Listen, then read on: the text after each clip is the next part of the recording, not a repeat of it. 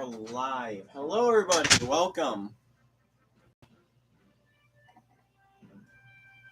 We have a triple header for you tonight on this day 3 of bowling. We get started with the Beef O'Brady's Bowl. Actually, the Boca Raton Bowl is what kicks us off, pardon me.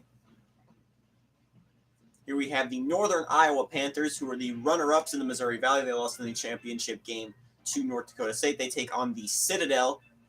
Citadel Bulldogs finished 7-5 on the year. Actually, let me get the file out.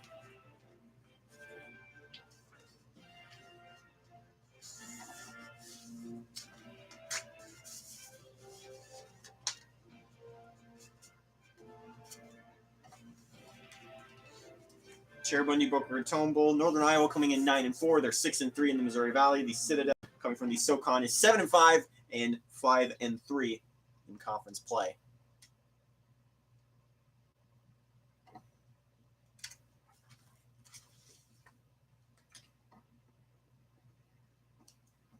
I don't know why the music just stopped. I thought the console crashed, but thankfully, I guess the music stopped looping.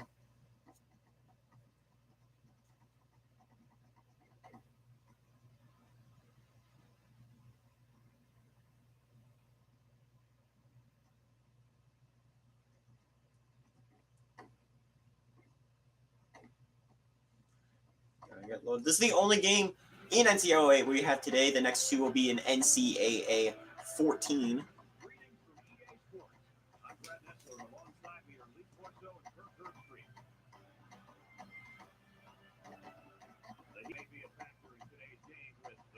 It's 89 degrees in this game here at FAU Stadium. The Panthers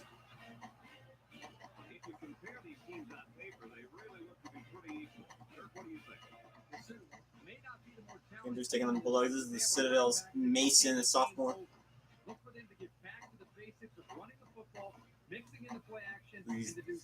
I think Mason is the running back for this team.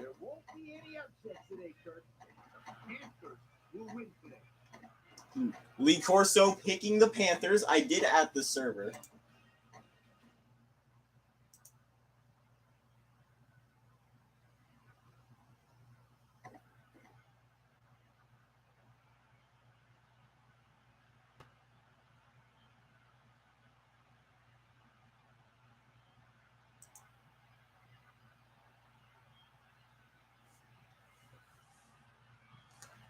Northern Iowa to kick it off first. They'll get the ball in the second half.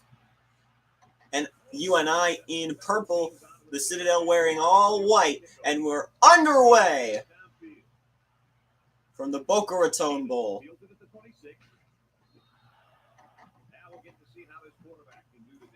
Now the games in NCAA different than they end up being in NCAA 14. For one, the kicks are a lot shorter, I've noticed, which leads to a lot of scoring one way or another. UNI, the heavy favorites in this game. The Missouri Valley currently 3-0 in bowl games. There's a handoff to the back. He's got blockers. He's got room. 30, 20, 15, 10, 5. Touchdown, the Citadel.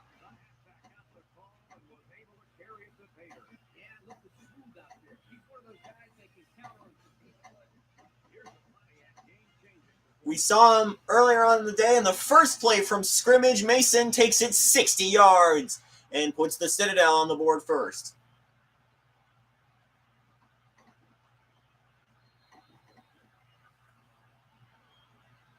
They'll line it up for the extra point.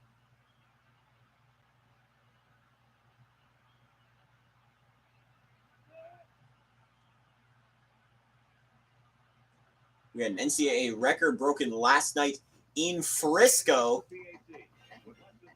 The Wichita State Shockers broke the record for most sacks in a game. They said 15 sacks.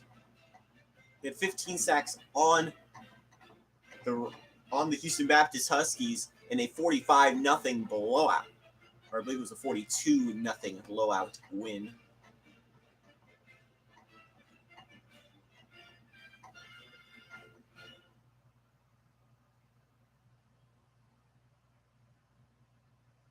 Here's Hall to kick it off for Citadel.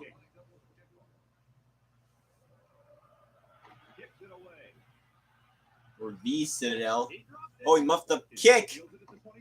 But he'll get it to about the 37. A lot of poor ball handling as well. That may have to do with the fact that these are both FCS schools in this game. Well, guys, how do you think this rushing attack is going to do against this defense today? I know that this offense has a wonderful running back, but not so fast, my friends. I think this defense is going to win the battle today, led by a superstar. This quarterback, he'll run. He'll throw it. Caught. First down and more. Big play for Thomas on the reception. Northern Iowa didn't score a single point in a 7-0 loss to North Dakota State, the lowest scoring conference championship game in Missouri Valley history since they started back in 2014.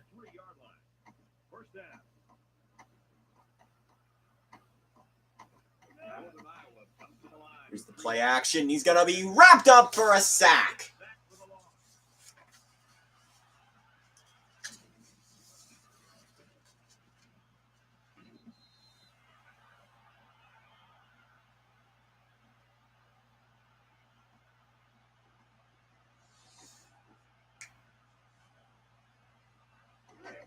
Second down.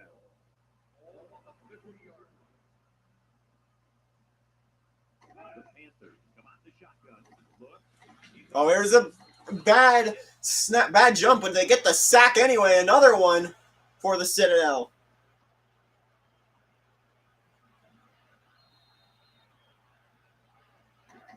They line up at the 43. Third down. The defense lines up in a dime. He drops back. We'll throw it over the middle. Dropped it. Fourth down. And the scoreless streak continues for Northern Iowa.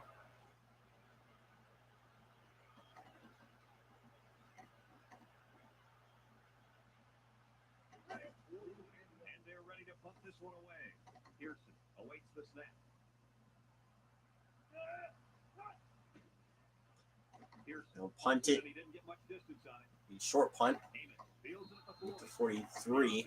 We had a lot of punt returns and kick returns early on in the bowl season, especially on that first day. We had two separate occasions of kick return touchdowns back to back. The Bulldogs line up with 3 wide. There's the handoff. They'll bring him down. The option play gets a modest gain. It's hard to complain about 4 yards when you already got 60 in one play. Second down and 6 to go. Ball on the 46-yard line. The Bulldogs set up in the gun. There's another handoff to Mason, and he's going to break free again. He's got room. No one will catch him. Touchdown, Bulldogs. Make it 2 for the running back.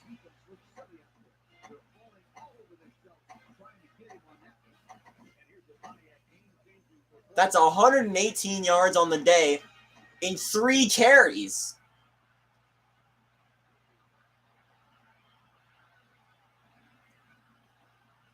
Over the last 5 quarters, Northern Iowa has been outscored 21-0. Pending this PAT. He's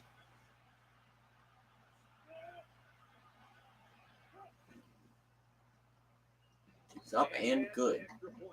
Over 2 minutes remaining in the first quarter. The score is the Citadel 14, Northern Iowa nothing. The Panthers played in the Frisco Bowl last season. They won on a walk-off field goal over Hardin Simmons. The Bulldogs back in a bowl game for the first time since 2015.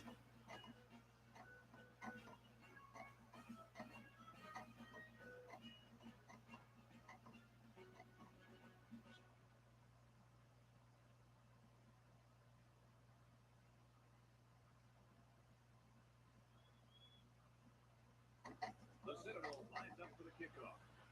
Here's the kick. It is caught and dropped. He picks it back up. And I'll run into the 46. I believe Danny's not here today. I did send the ad to the server. Don't forget to join the Discord server. I believe the link is in the channel's about. In the channel info section.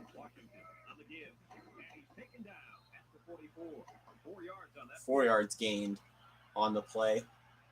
The rule at the 40.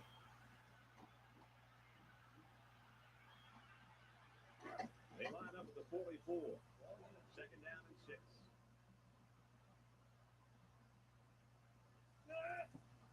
6. Second and 6 for the Panthers.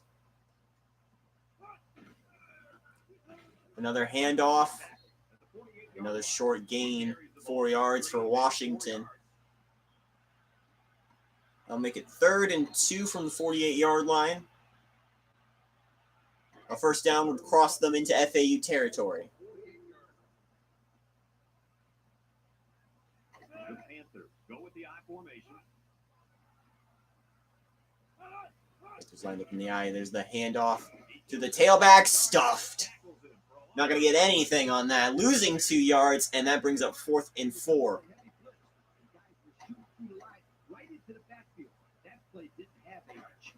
Now, the Citadel, technically the home team. At least they should be.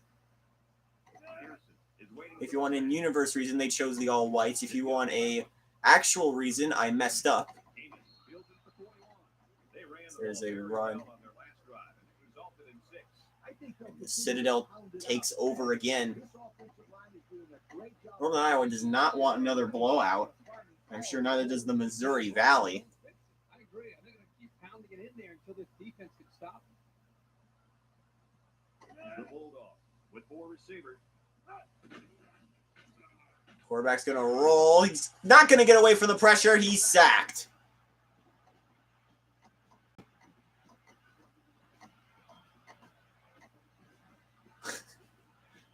Oh my goodness.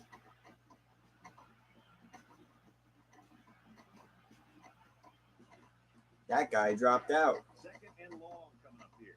All on their own 35. Chambers back in the gun. Keep an eye on your money then. Here's second down. He's got to get rid of it. He'll throw it. Almost intercepted. Glenn Chambers, the quarterback, injured on the play. I hope this kid can get back in the game, though.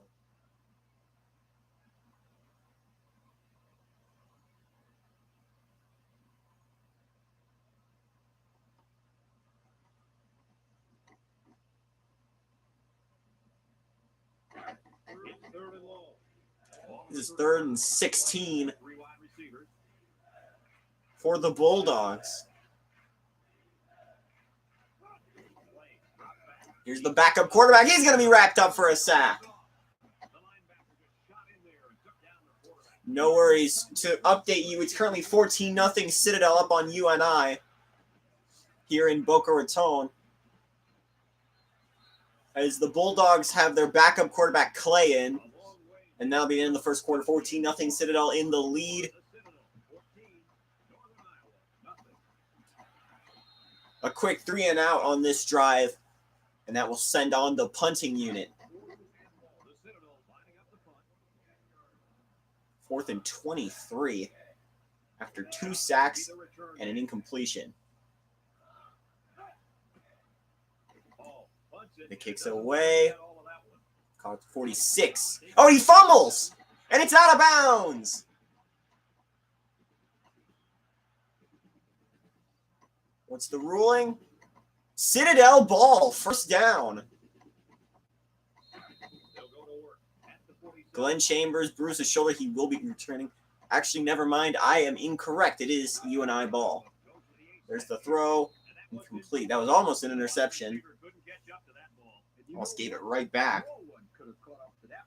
He just misfired it. There were 2 big explosive run plays for the Citadel that got him on the board. I think the indicator of who has or whatever that flashing indicator is broken as he gets to the 50. 2-yard gain for Washington. If you see that little chunk of the Citadel that's flashing, that should be on UNI, I would believe.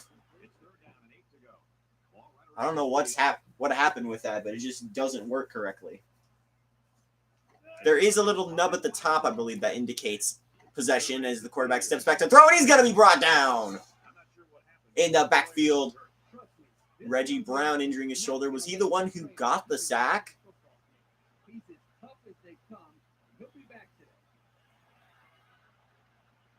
I don't think so. I think it was someone else, but he was injured on the play. We'll have to see how it goes. Another thing for those tuning in for the first time to an NCAA OH stream, a lot of injuries in these games. They'll send on the punt unit and give it right back to the Bulldogs. Oh, he dropped the punt! And the Citadel does recover. That gains about a yard for them. But you got to hold on. Not a chance I would take. Here's first down. I'd say it about the, oh, it says up there, but the 43-yard line. Direct snap to the back, and he's got room. Weaving his way just short of the first down. Mason has 4 carries for 127 yards and 2 touchdowns. And we just started the second quarter.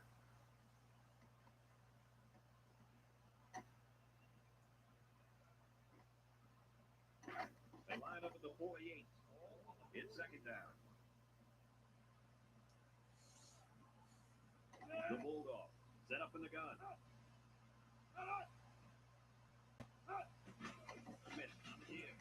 Direct hand up. That will be the first loss of yardage on the run for the day. That was the handoff to Smith.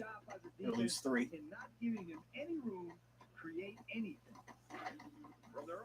It's 3rd and 4.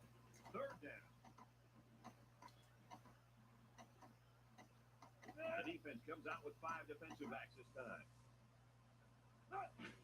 He gets another carry. Another handoff. And there's room. First down. Up the middle. 9 yards on the play. And it was just as successful then as it is right now. First down, 10 yards to go.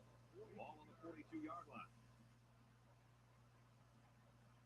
The Citadel comes to the line with 3 wide. Option play. Oh, what a hit. At the 42-yard line, the Citadel calls the timeout. And Clay will only get back to the line of scrimmage. Timeout, Bulldogs.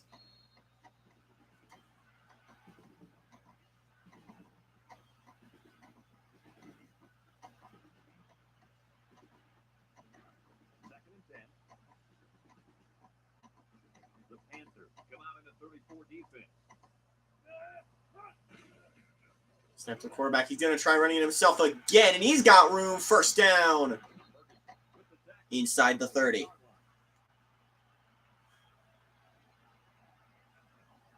The Bulldogs running it with efficiency.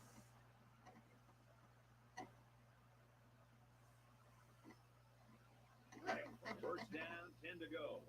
Ball on the 28-yard line.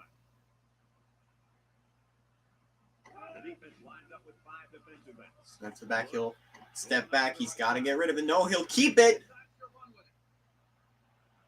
A gain of 2 for Chambers, who's back in the game. So we look at Danny posting resume. Northern Iowa's best win was winning on the road at 10-2 Central Michigan. The Chippewas will play tomorrow in Fenway Park at the Fenway Bowl against Missouri State, also in the Missouri Valley. As here's an option play. Chambers has room around the corner. Inside the 10. He'll get to about the 7. Another double-digit yard gain on the run. As the Bulldogs call a timeout. The Citadel looks to take a commanding 3-score lead here. The Citadel lines up in a goal line set. Here's the handoff. And there he's got room. Touchdown! Citadel, good block at the end. And Mason has his 3rd touchdown of the game. And the Citadel, or Northern Iowa, has now been outscored 28-0 over the last 2 games, or the last game and a half at least. The Citadel got a big win against Ole Miss, 51-48 in 4 overtimes. The Bulldogs pulled through in that one.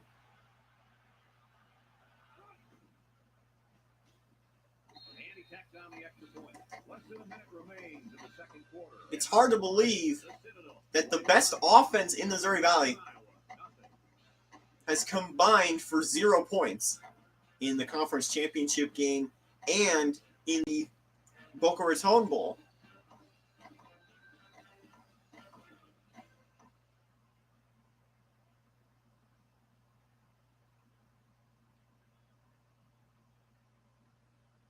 And it looks like they're ready for the kickoff. Here's a kick. That's the way it's caught. There's 25 to the 30. The 35, we brought down at the 40. Takes over, and the last time they had the ball, had a tough time getting anything going.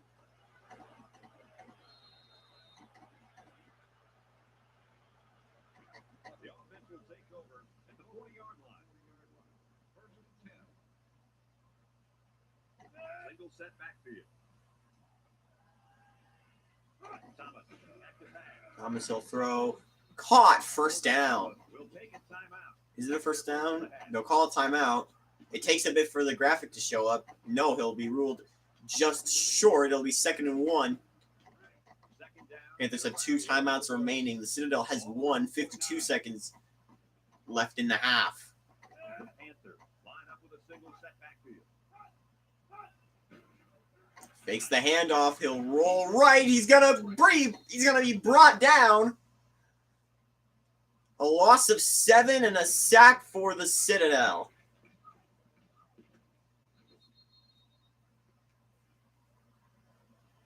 And they'll go with a no The huddle. big 42 of Jones brings him down. The Citadel brings in the nickel here. He looks. He throws. He'll left. throw to the left. Incomplete. Overthrew his man. Incomplete. That'll bring on 4th down again. Too much time to throw the ball. You've got to get a hand in his thing. Northern Iowa lining up the punt. Pearson is waiting for the snap. 4th down, punting. Away, short punt. It'll hit the ground, They'll down the punt. and they'll down it. They moved the ball very effectively on their last drive. I think they kicked it forward. Defense has been talking it over on the sideline, trying to make some corrections. Let's see if they can stop them this time. Might have not made contact. 46-yard line. But either way, the Citadel has 23 seconds to see what they can do before the half. As there's a throw, incomplete. One is incomplete. The pressure may have forced the incompletion there. That defense was about to plant him into the ground. He's lucky he even got that ball off. It's 2nd and 10. Ball on their own 46. The Citadel sets up with 4 receivers. Chambers drops back. Looking. Chambers rolling. Gotta watch out behind him. He's sacked and he dropped the ball. Northern Iowa recovers at the, I'd say the 41. What do you think, Lee? That's just what the doctor ordered. Turnover here could be a Oh, you get point differentials in chat now. Northern Iowa has a differential of 140. Citadel has 40. First and 10. One team blows out their opponents. The other, relatively at least, gets by close. Out of the shotgun. Back to throw. Oh, look out. He'll throw it Pressure. incomplete. 8 seconds left in the half. That'll bring up Adriano drops the pass.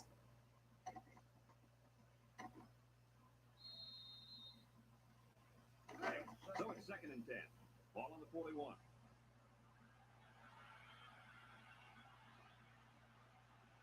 The Panthers line up with 3 receivers bunt. Thomas drops back to back. Here's Thomas. With time, he'll throw it to the left. Incomplete. And it's incomplete. He was forced into throwing before he wanted to. Wow, the kid just avoided getting smacked on that one. Says something about the quality of Missouri Valley's. I think I might agree. 3rd and 10. As we mentioned in the conversation or the bowl reveals, only Northern Iowa has a record over 500. They're 9-4 on the year. Thomas, he'll throw it off the back of his receiver, and Justin Thomas is injured. That will be the last play of the first half. As we head to the break, Citadel up big 21-0 in Boca. The Citadel, 21, Northern Iowa, nothing.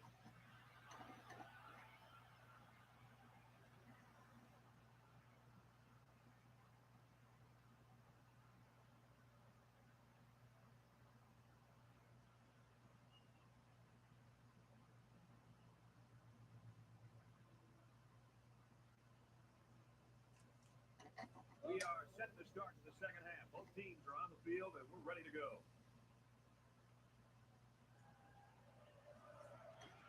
Short kick. He didn't It's get a hold away for the second half. Northern Iowa getting it. Fields it at the 27. It's the big man who catches it. They'll be hammered on the play. Look at the offense. No yards passing for the Citadel, but 155 yards on the ground.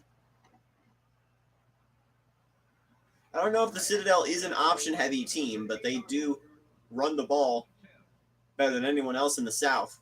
They line up with split back. 3 teams out of the SoCon that have a record, or SoCon South that have a record above 500. The quarterback's going to keep it. He's going to get a big run, first down. Justin Jones injured on the play. He's looking pretty dazed and confused after that hit. And you know what? All the other guy got was a little pain on his elbow. That's true. The backup, Morgan, running for 14 yards. Well, now we're trying to get in position to score for the first time since their final game of the regular season. The Panthers line up in an I formation.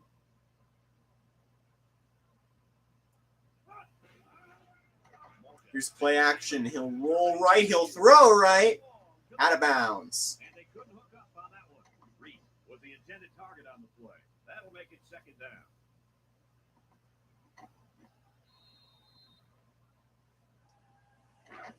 It's 2nd and 10. Ball on the 48.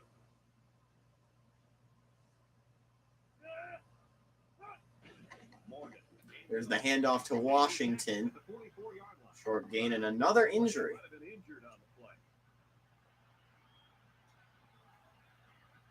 We haven't even seen the outcome of the last injury, and we've got another one.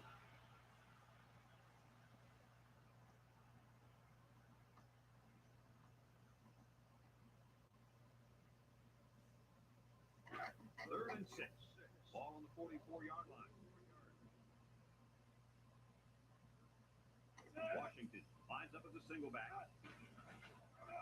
Play action. He rolls out to the right. Morgan taking his time, but he's going to be brought down behind the 50 for a loss. A heavy rush on that one. Brad, that's what happens if the quarterback holds the ball too long. And Lupo gets the sack.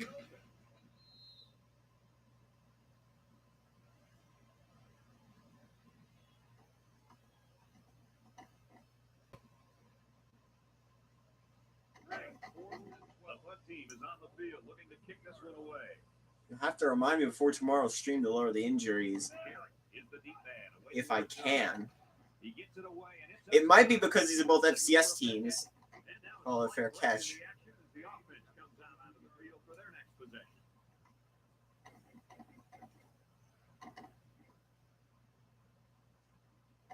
The offense will start at the 32. Chambers back in the gun.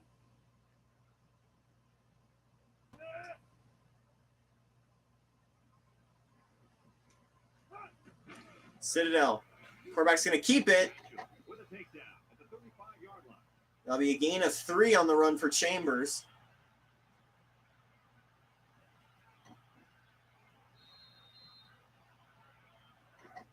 They'll line up at the 35. Second down. The Bulldogs are lining up with 3 receivers.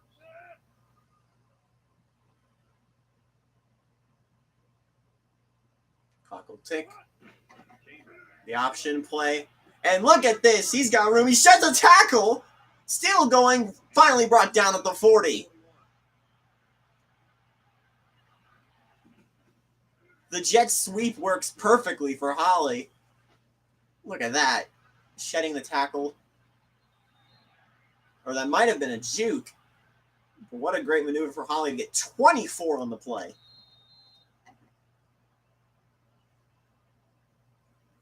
First and 10.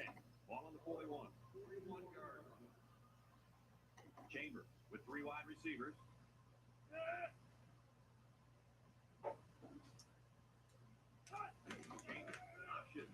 Chambers wrapped up in the backfield. Option play doesn't really get going. That'll lose a yard.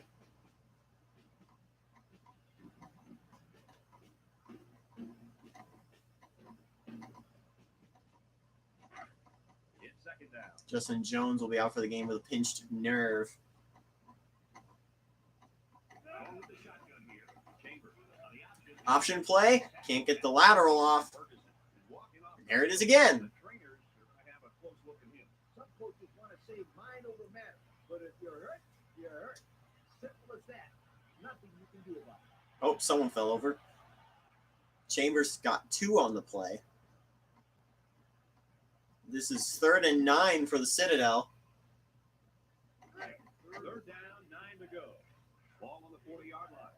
Chambers lines up in the shotgun.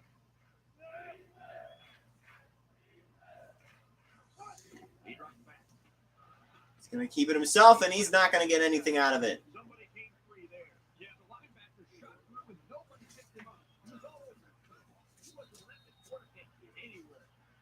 Tried to keep it on the direct snap, but it didn't work out. And they'll send the punt unit on for 4th and 13. The Bulldogs are lining up to punt it away. Awaits the snap. Over to stay tuned next game. Runs in and he didn't get much distance on it. Crawford takes it to 15. He couldn't chase it. Stay tuned. Next game up is the Waits a little bit. Yeah, Coach, you're right. Beefo Brady's Bowl. Will be switching to NCAA 14 as Western Kentucky takes on SMU. They'll set up shot at the 21. 21-yard. First and 10. Washington is the single setback. Morgan in the air on first down. Here's Morgan. He's rolling right. He'll throw to the left. Incomplete. Just got rid of it. Incomplete. How about that? Thanks to the pressure. I love this call because you don't want the quarterback to get too comfortable back there. He'll tear you up. So it's 2nd and 10. Ball on the 21-yard line. Ace backfield.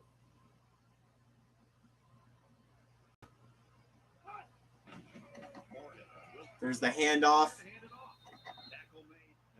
Can only push his way so far. A gain of 2 on the play. Look at the rushing stats. 14 yards, 143.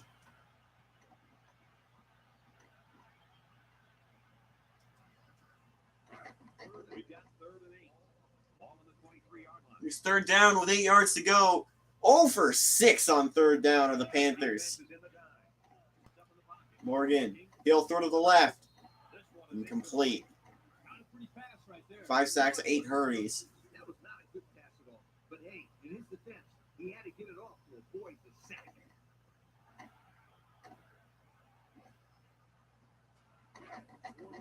So they're set to pump this one away. Robert Ferguson will be back. He strained his shoulder. Pearson punts it, and it doesn't look like he got all of that one. Amos fields it at the 41. Good return to the 35-yard line for Amos.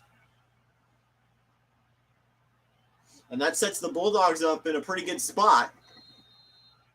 With only 2 minutes left in the 3rd quarter. This drive will start at the 35. You probably get 1 play. And that will wrap it. The Citadel lines up in a shotgun set. Here's the snap to the back. The handoff. We'll get about 8. Around 7 yards on that delay. And after 3, the Citadel holding on to a huge upset, 21-0, the score.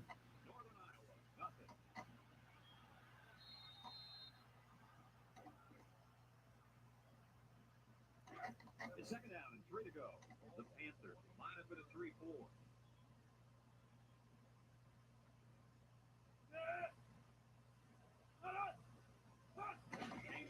I can't attest to that. I haven't been to the stadium itself, but from all I've seen, it's an amazing venue. I understand why you'd want to come to Boca, of all places. Especially in how cold it gets up here. A place like Boca is welcome. 3:44 to go. I'm sure the Citadel would never want this game to end. They've been playing incredibly all day. 154 yards for Mason.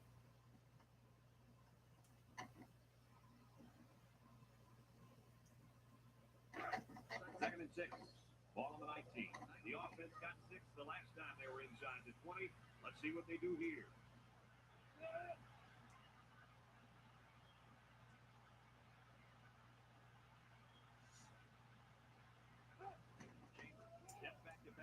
Chambers going to be wrapped up in the backfield for a loss. Bryant with the sack. That'll lose 8.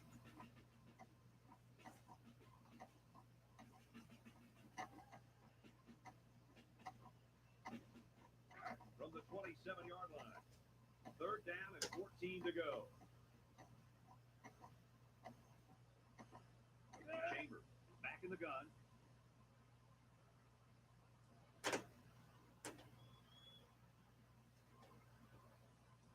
This is 3rd and 14.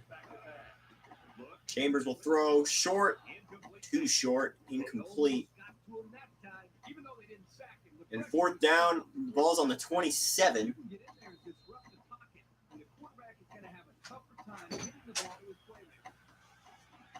And they're going to go for it. Wichita State did the same thing last time, going for it in enemy territory with a big lead. I don't understand the thought process behind this, but I guess there's not much risk. There's the turnover. They couldn't convert that 4th down. Boy, look at these guys out there. They are fired up. Now let's see if it's going to lead to any. The glare showing up strong on that last shot. That was 4 fans and the sun that we saw there in the stands.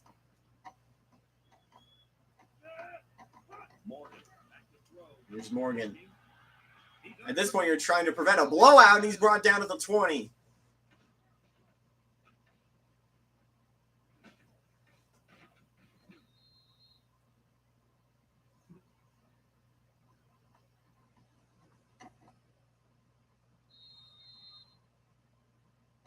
From their own 21-yard line, it's 2nd and 13. Formation here. Morgan, you got to complete a pass, and that one's not going to be good either. But he was just trying to get rid of that. Marcus Lauren, with a head injury, I believe he might have a concussion.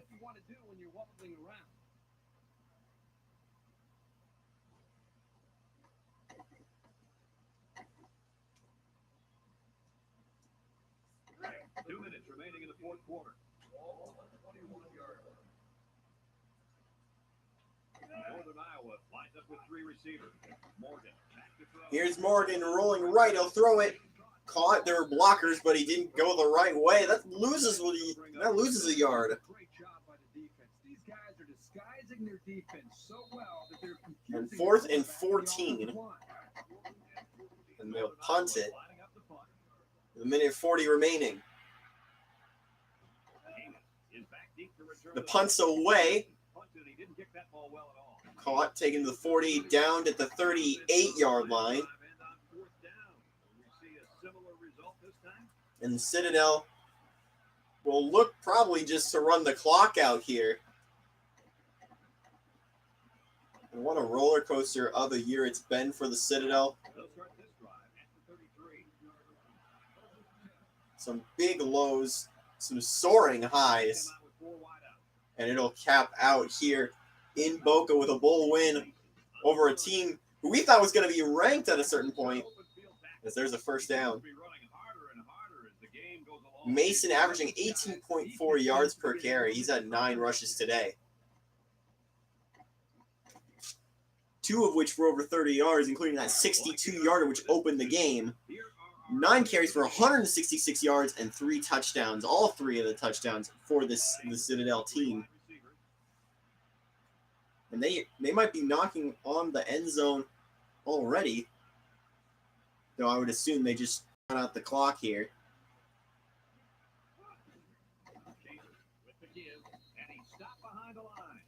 A loss of 3. I'll bring the total down to 163 for Mason. You actually can't run out the clock. Marcus McLaurin out for 3 weeks, which is the game. You can't run out the clock necessarily because UNI has all their timeouts, but see what they end up doing here. 33 seconds to go. As there's the handoff. Mason, an 8-yard gain on the play, and that brings us total to 171. Without a doubt, your player of the game. And the clock, or the game clock, under the play clock, they can just let it run here. The Citadel Bulldogs spoil the Missouri Valley and Northern Iowa. They win the 2022 Cherubundi Boca Raton Bowl. 21-0 the final. The Bulldogs are your winners. I just can't say enough about this defense. The Citadel came into this game with a lot of confidence, and that really showed, especially on defense, where they completely dominated. Those military schools can be hard to play, and this is a good example as why. Folks, that's going to do it for this edition of NCAA Football 2008. Again, our final score, the Citadel 21, Northern Iowa 0.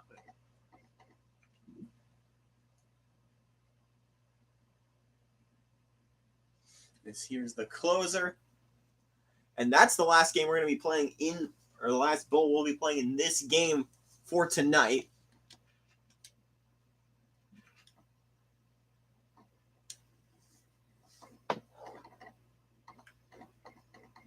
We are going to move on here to our 2 that we have in NCAA Football 14.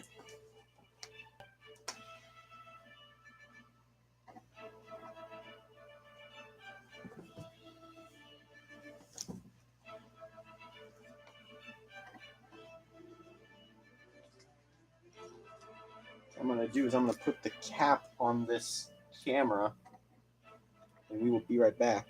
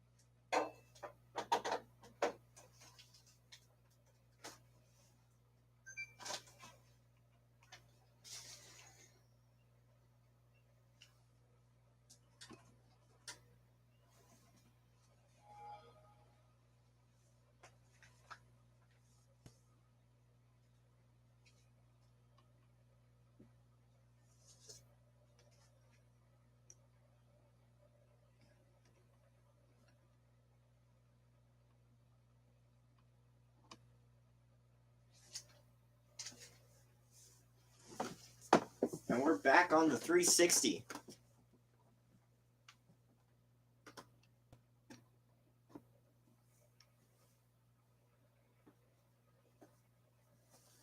Grab the controller.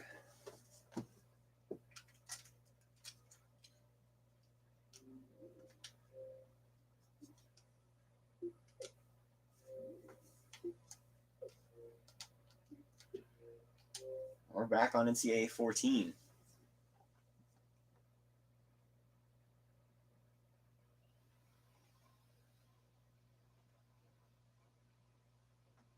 EA Sports. It's in the game.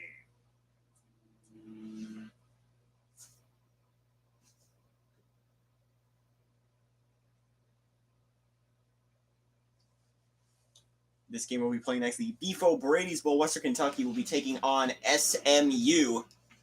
A battle between the Sun Belt's Hilltoppers and the Conference USA's Mustangs.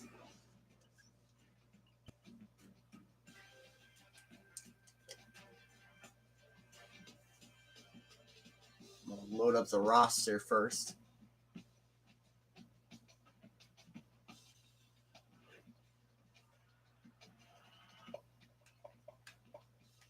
I will note how much how refreshing it is to jump from the PS2 to the Xbox 360.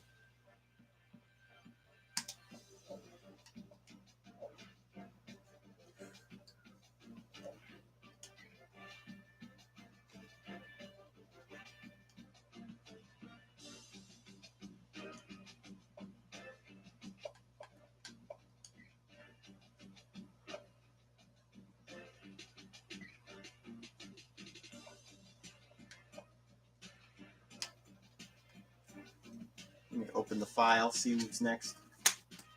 Yeah. SMU at home. The road team will be Western Kentucky.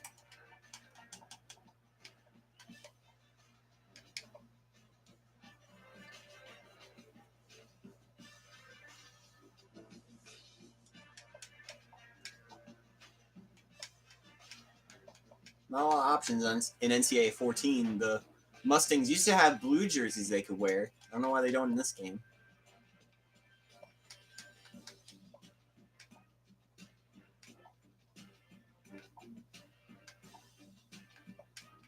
There also used to be silver helmets for Western Kentucky.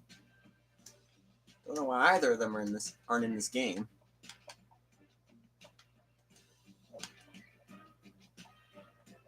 But nonetheless, I'm going to select our stadium here.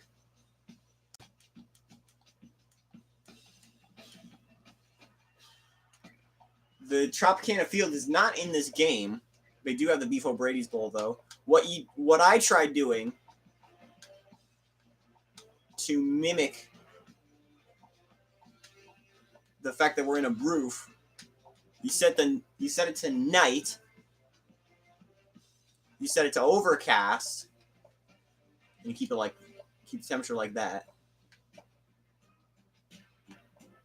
And we're gonna get started. I'll actually be right back before we start.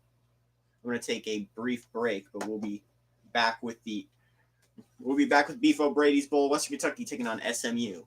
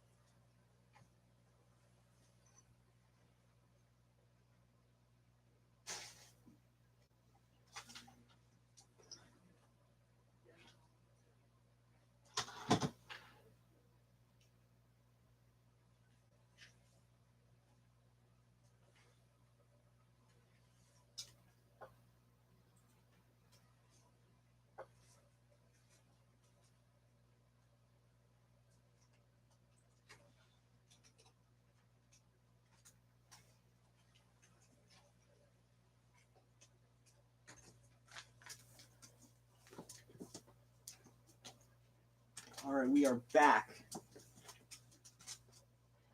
We're back and we are ready to go. Here in Tampa, Florida or St. Petersburg, Florida, rather, for the Beef O'Brady's Bowl.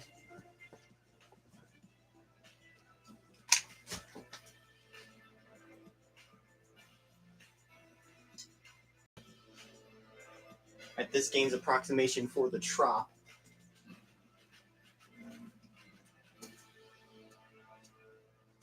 Those lights go off.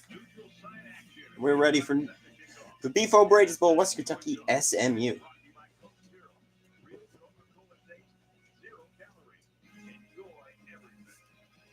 Hilltoppers coming to us from Bowling Green, Kentucky. The Mustangs out of Dallas.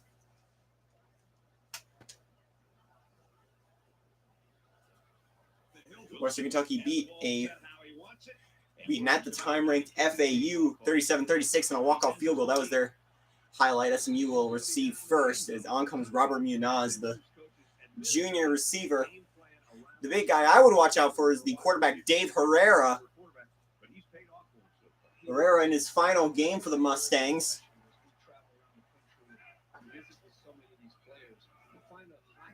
I believe he's sacked on the first play. Loss of 7, and Dan Parks is the one responsible.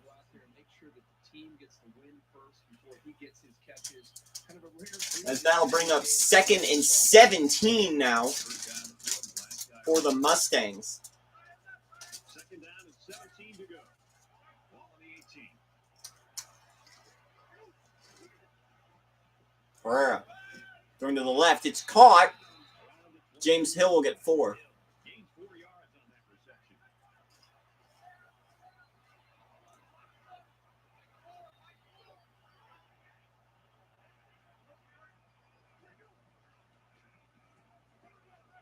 Herrera will heave it deep. This ball is going to be out of the hands of Blake Fowler and the receiver.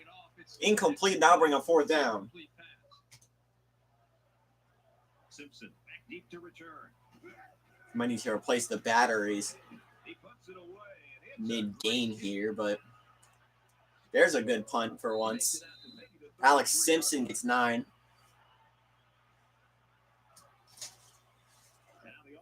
Longer punts, less injuries. And a better camera angle. Here's the quarterback. He'll keep it and it'll be brought down for a loss. That's Edgar Hawkins, the quarterback for the Hilltoppers. Terrell Ferguson was the one who brought him down. Another thing I appreciate about NCAA 14, they give you the full name. from their own 29-yard line. Second down.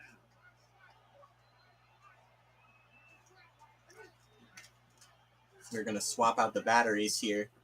As the quarterback's going to keep it. Fumble! And it's recovered by SMU. Taken down at about the 21. That's a big break for the defense. This offense just can't afford to be getting hit with the turnover block. They need to hold on to the football.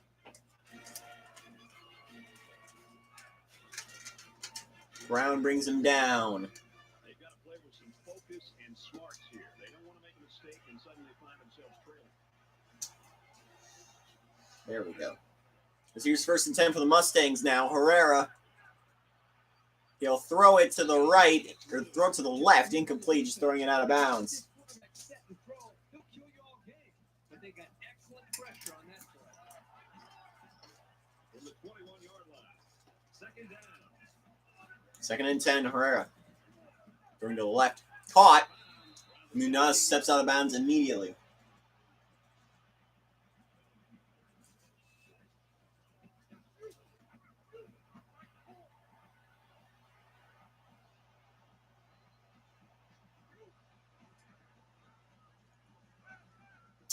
With time. That time's going to run out, but Herrera heats in the end zone. Intercepted! Western Kentucky steals it away. Sure did. He saw that he was going to get hit and just threw one up for grabs. And that's the 2nd turnover of this quarter. From their own 20-yard line. It's first down. Hawkins on play action. He'll throw it to the left. It's caught. 1st down. Inside the 30. That's how you run a corner route. Travis Smith on the reception. And beat the man coverage for a new set of downs.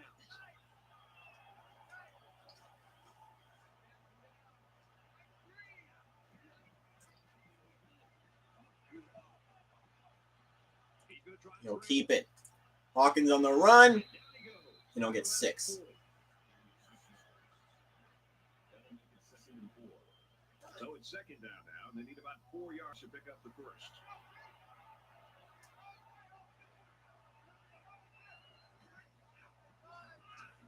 Keeper tried the option, and it blows up in their face. 3rd and 6.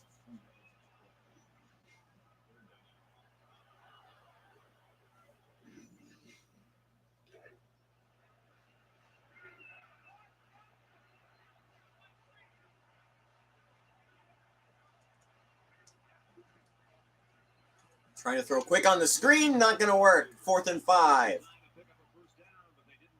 Powell catches it, but not enough for the first, and they'll have to punt again. Clark back to return it. He really got a hold of that one. That punt's going to bounce into the end zone, and it'll be a touchback. Bounces into the end zone, and this will be a touchback. I wonder right now which offense is going to open this thing up a little bit. I think the answer will be which offensive coordinator is willing to take a chance or two to try to open some plays up. Because right now, not only are they losing the battle up front, but they're really not testing the defense downfield at all. It's 1st and 10. Herrera has a catch. Just short of the first is Ron McFarland, a 9-yard gain. In second down now, they're just a few feet away from that first down marker.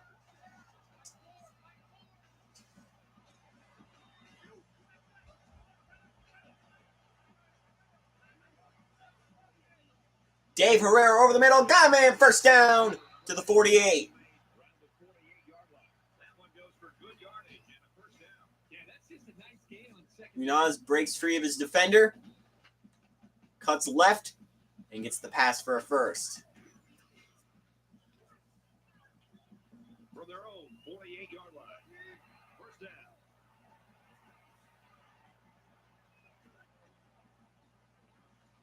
The throw, it's caught. Taking to the 35. Tim Gold on the play.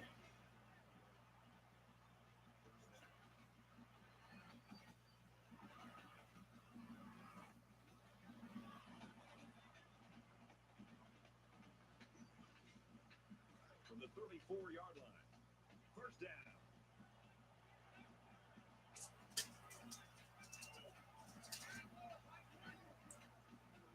Pump fakes to the left.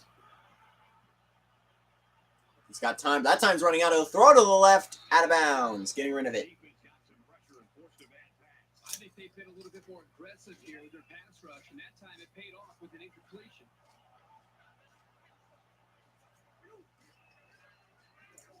Take the snap.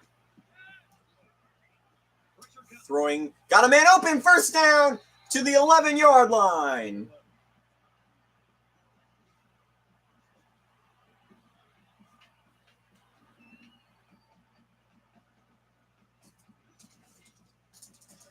First and 10. Ball on the 11-yard line. The quarterback in the gun with 5 receivers. There's a minute left in the quarter. The handoff. They'll get him into the. They'll get him beyond the 10. Ben Miller on the run. Second and name from the 9.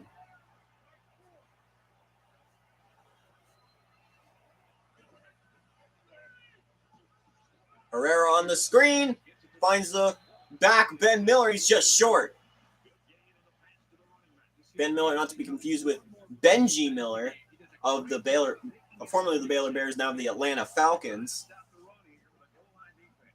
Herrera setting up the pass. He'll throw to the left. Bobbled, incomplete.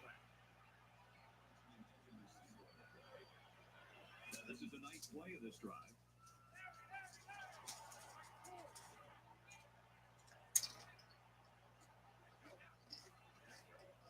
They'll just try punching it in with the back. Touchdown, Sean Porter and SMU.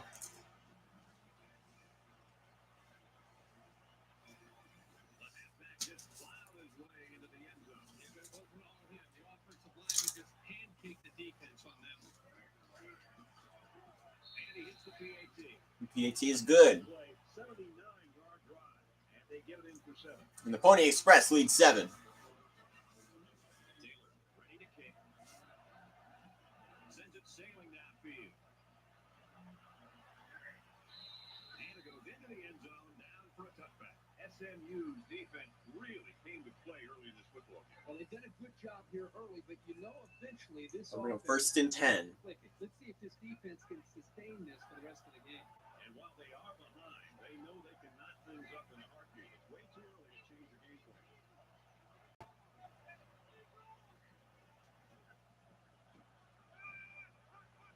Hawkins with time, he'll just get rid of it. He gets rid of this one.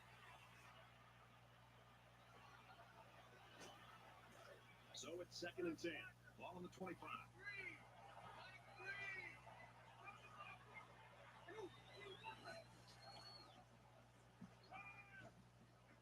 Hawkins will run it himself, but he can't get away from the pressure. He'll be sacked.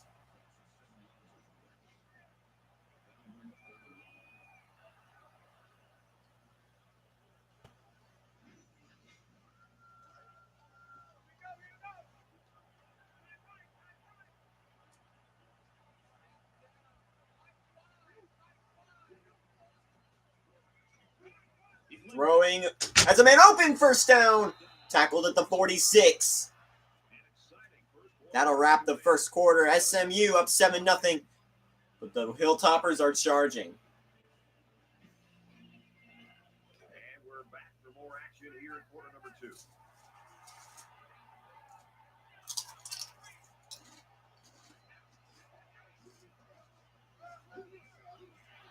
He gets after Hand off to the back. McCauley will get 2.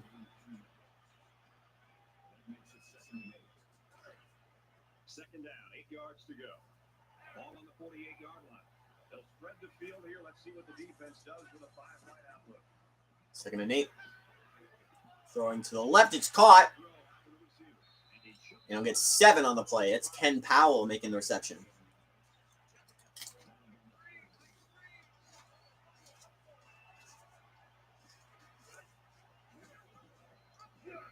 Option play. That one's going to work to perfection.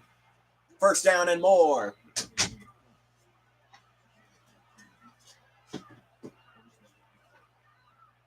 from the 32-yard line. It's first down. They'll spread the field with 5 wide.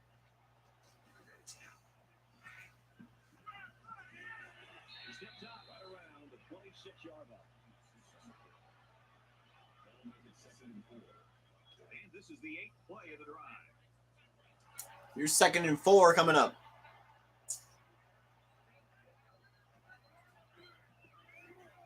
He scrambled. Quarterback keeper. He's going to run it inside the 10. He'll barrel his way to the 7. That's another first down, Brad. And right now, you can just really feel and sense the rhythm that this offense is in. Their ability to pick up first downs is pushing this defense further and further down, back deep into their own territory. And this is the 9th play of the current drive.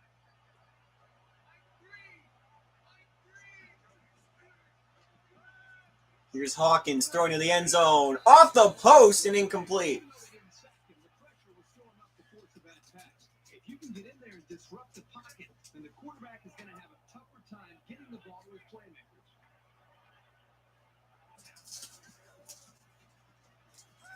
Hawkins will run it himself, but he can't get away from the pressure.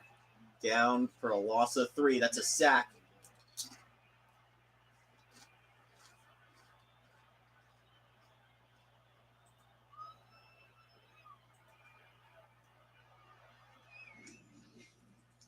And this is the 10th play of the drive.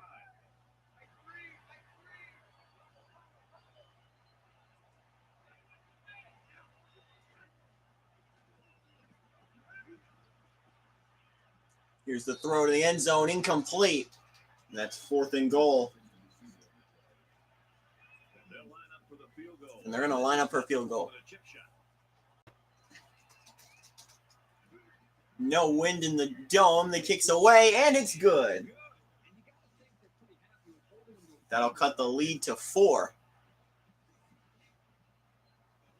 Western Kentucky is lining up to kick this one off. And he got all of this one. Great kick. This one's going to be down in the end zone for a touchback. In a game that's this close, you can't afford to waste possessions. SMU is up 4.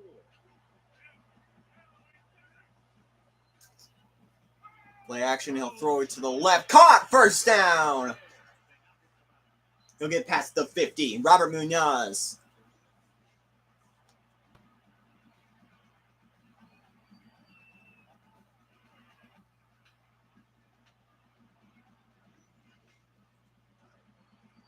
From the 48-yard line. First down.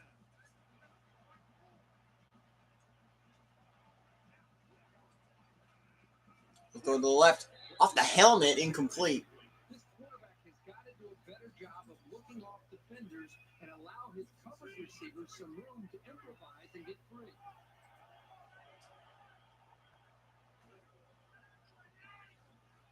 There's the throw. For 3 yards, it's a first down. For 3 yards on the second down play, that'll be 3rd and 7. Third down now. They need to get it down to the 38.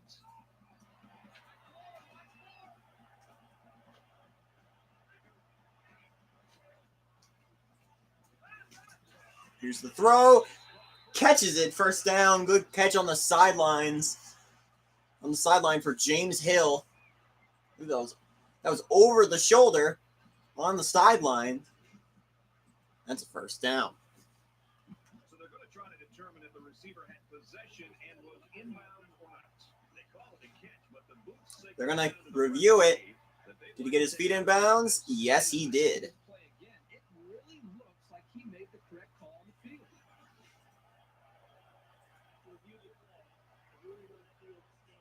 And they will confirm the ruling. The call on the field stands.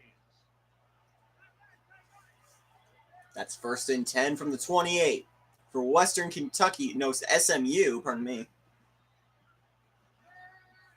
Here's a throw. Caught to the 11, James Hill.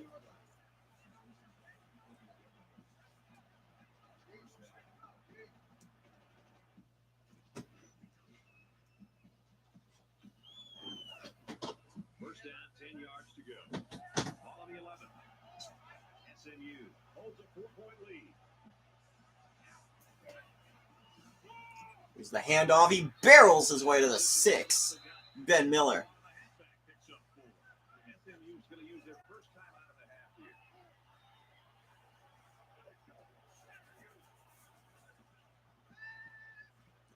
Herrera with time. He'll throw to the right. Caught, Got his receiver dropped it. but he can't hang on. That's an incompletion. 3rd and 5. They were all over the place on that play. Good job by the defense to break it up. Here's the 8th play of the series.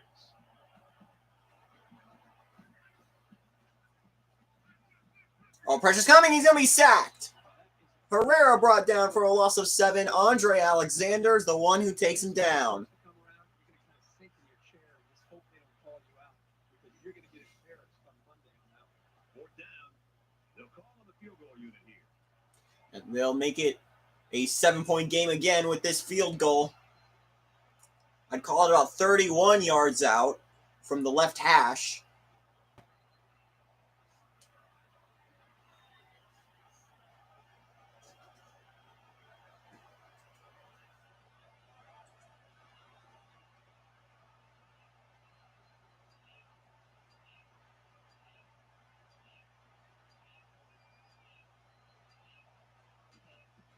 It kicks away, Kicks up. and it's good. And that makes it 10-3 Mustangs.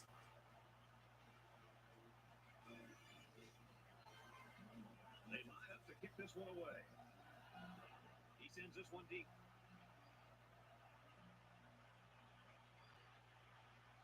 He's to the 20. And he's tackled 24-yarder. We'll get to the 24. Jason Randall on the return. It's been a relatively low-scoring affair through 2 quarters. Both teams have pretty high point differentials. SMU's got 60. Western Kentucky has 38. Hawkins, he's going to be sacked. No, they'll rule it incompletion. He got the ball out of his hands. The only problem is, at some point, you've got to have a feel. Almost that sixth sense on when to get out of there and avoid the pressure, or just to throw the ball before you get hit. Hawkins, he's going to run and he can't get away again. SMU calling another timeout.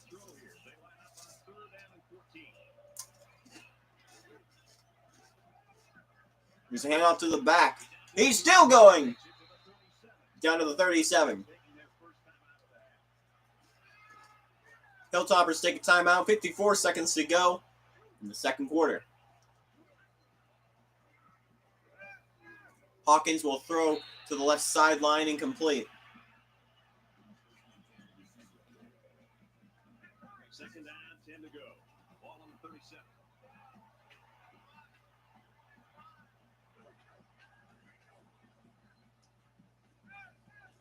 Here's the keeper. This time he gets around. Fumbles! It's picked up by SMU. Yeah, that fumble gives these guys some added life. Now let's see if they That looked like the first big running gain of the game for Western Kentucky, but it's punched out and stolen away by the Mustangs with 44 seconds to go in the second quarter. SMU is up 7.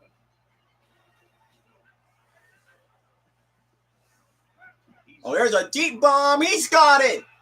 Down to the 10-yard line. Robert Munoz.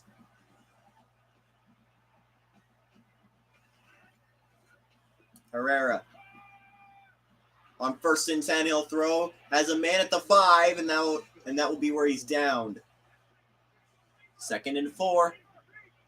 Basically a 2nd and goal situation. Here's Herrera looking.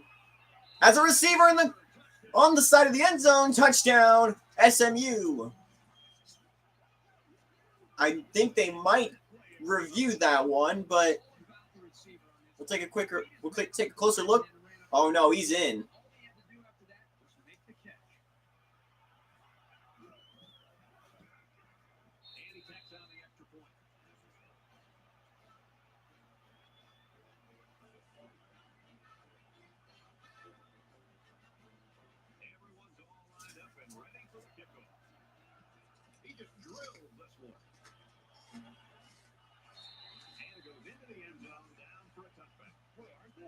so full of energy, it's almost scary. Great job by the defense tonight, getting into the backfield and creating issues for this line. And this will make it 17-3 at the half. So the offense comes out after their last drive, had the ball end up in the defense's hands by way of a fumble. If they can play sound football from here out and make a few plays, there's no reason they can't get back into this.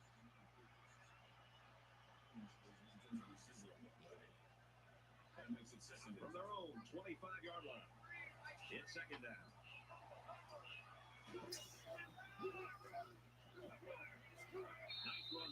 There's a 6-yard gain for Macaulay. Timeout, Hilltoppers. 12 seconds left on the clock in the quarter.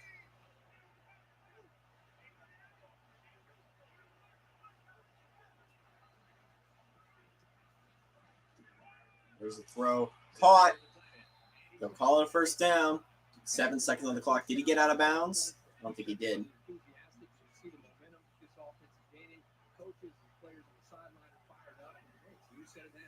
Macaulay. That was Hawkins who gets brought down for a sack. And that will end the first half. 17-3 the score. SMU by 14.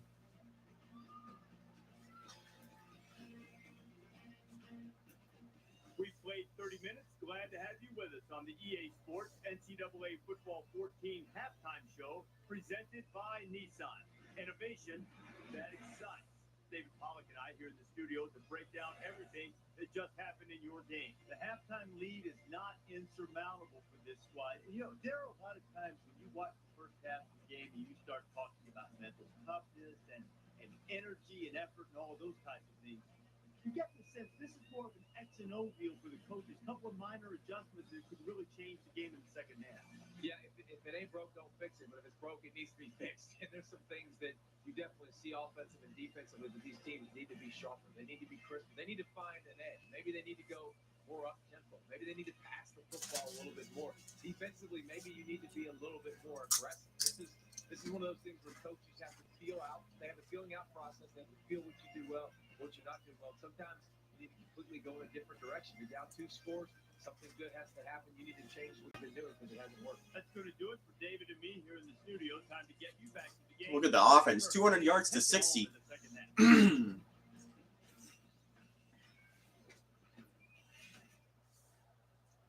All right, Reese, David, thanks, guys. Just about set to start the third quarter. He keeps it Western up. Kentucky will get it. There'll be a touchback. And there's the defense of SMU. 6 sacks already in this game. I think the energy is there, Brad, but I think it really starts up front with their defensive line and their linebackers. The way they're being able to just win the battle with the line of scrimmage. I think it's giving them confidence. And it's allowing them to play more downhill when they can attack this offense. He's going to keep it. He's got room to run. He'll slide. That'll be a gain of 8. Here comes 2nd and 2 for SMU. Look at the yardage. 194 yards to 113.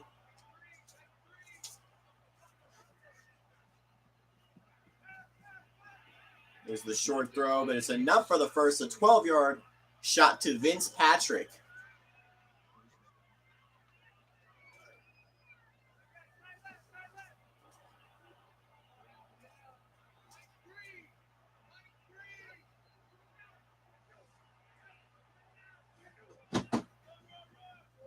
There's the run up the gut for McCauley. That's 6 yards. This is 2nd and 4 now for the Hilltoppers, trying to close a 14-point lead here in the Beef O'Brady's Bowl. Quarterback's going to keep it. Is that enough for the first? No, it's not. That'll be a 3rd and inches situation. The Hilltoppers are 4 for 6 on 3rd down. They're going 5 wide. Hawkins throwing. Can he get past the line? Yes, he does. A 3-yard gain for Randall. And that's a 1st down for Western Kentucky.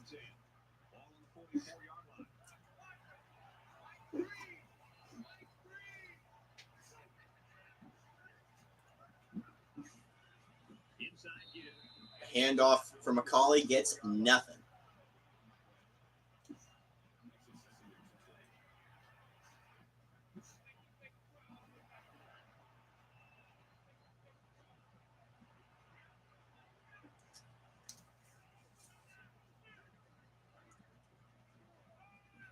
There's the throw on the left side. 1st down, Ken Powell. 1st and 10. Ball on the 33.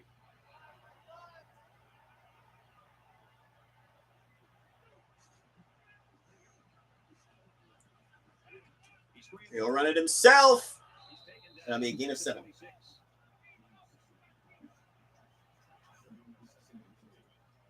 the 9th play of the drive.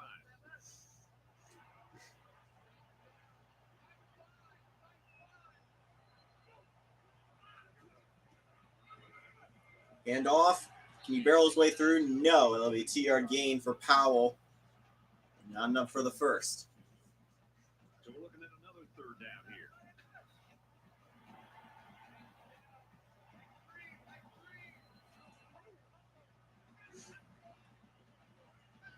There's a throw. Caught. 1st down to the 15.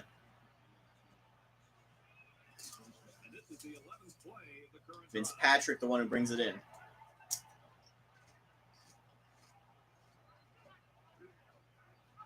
Option play. That's going to be wrapped up. They saw through that instantly.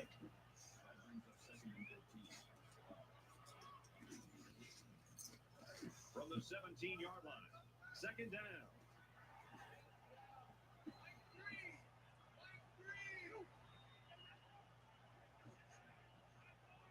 Second and 13 for the Hilltoppers. A run. We'll get 3. This is the 13th play. It's a 3rd and 11. They're 6 for 8 on 3rd down. Can they make it 7 for 9?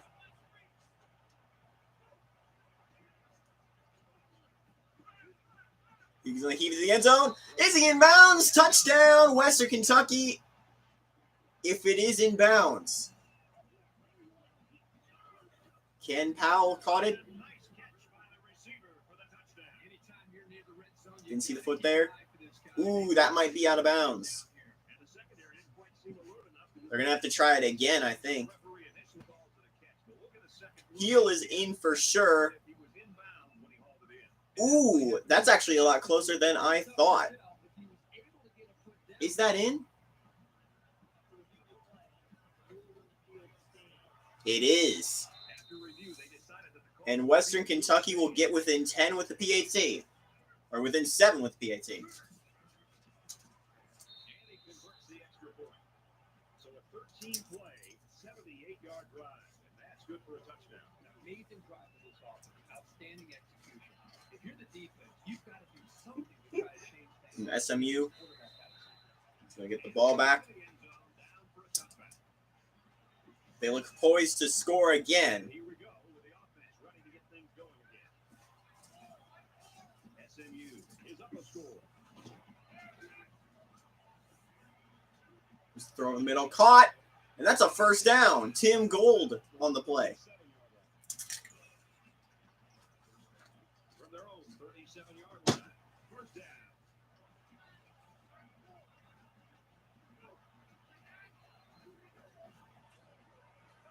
Here's Herrera.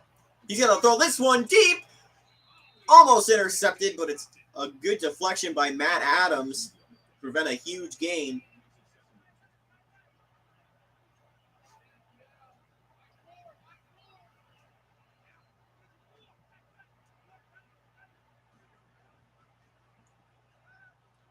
He's going to throw that one over the middle. First down to the 50. Thomas Wesley at 30. A 13-yard reception. First down, 10 to go. Ball on the 50.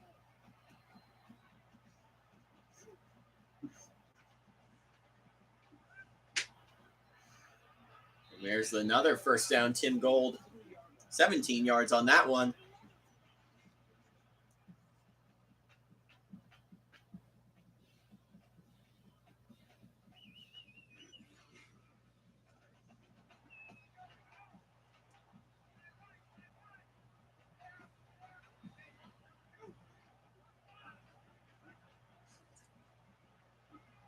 Herrera with time. He'll throw to the left. Caught. First down inside the 20. That'll be at about the 19. And there's another first down. We've got first and 10 on the 18-yard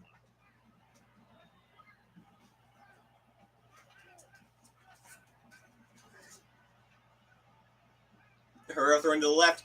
It's caught in the air. And it'll be brought down once he reaches the ground. An 8-yard gain for Robert Munoz. An 111-yard day through the air for the receiver. That'll be the end of the third quarter. We head to the final quarter, and we've got a great 17-10 the score. SMU in the lead. All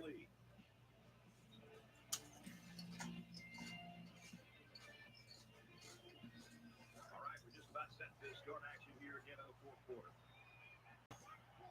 SMU up 7 points. The throw has a man open. Touchdown, Mustangs. Once again, it's Robert Munoz who puts it in. And SMU takes a 2-score lead once again. With 5 minutes remaining in the fourth quarter. A PAT will make this 24-10 for SMU. And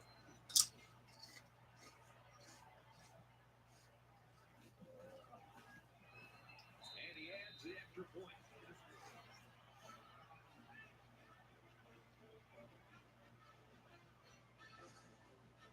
The kicker looks like he's ready to kick this one off.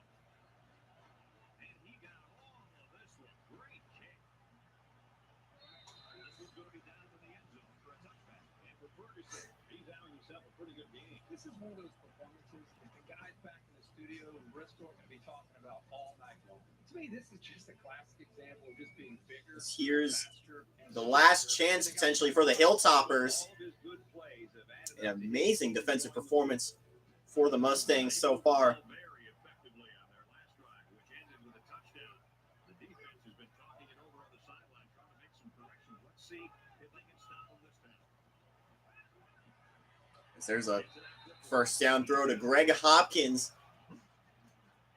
Big Red, possibly symbolic of Western Kentucky. They're going to fight to the last minute. They're going 5 wide, 3 to the left, 3 to the right, to the left. Hawkins, you're going to try and run it. And that's not going to be enough to get to the line. That's a loss of 1. Sack for Jason Brown.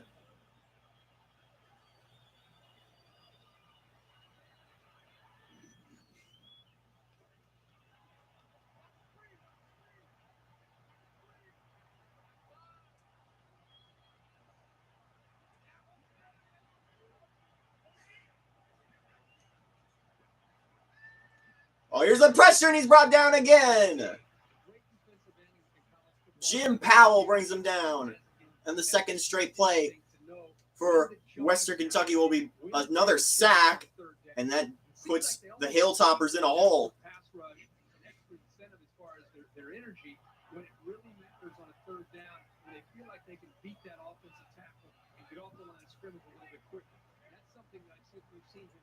You gotta get some good yardage this time. 6 yards won't be enough to put them in a comfortable situation. They're going to punt it with 3:57 to go. They look like they've got the block on, and this offensive line's got to give him some time. The punt's away. We're going to go all the way into the end zone for a touchback. Bounces into the end zone, and this will be a touchback. Both teams are well aware that a score on this drive is going to create an almost insurmountable lead. This defense has really got to step it up and make a stop.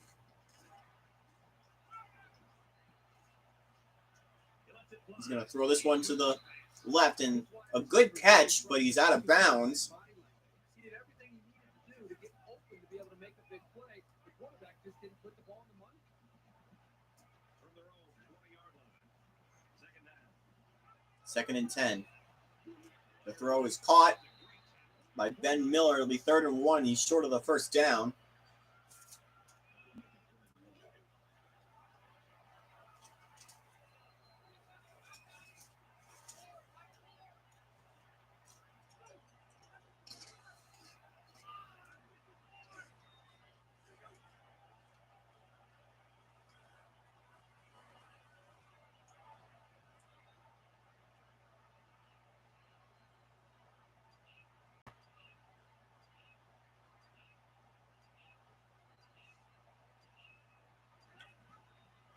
Option play. Herrera will keep it himself.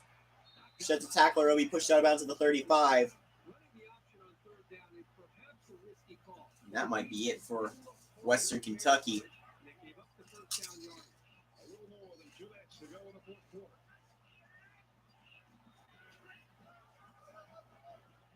Feeds it to the back. On the handoff to Ben Miller. I'll give him a 7. Timeout, Western Kentucky. They need about 3 yards to get the first here on second down.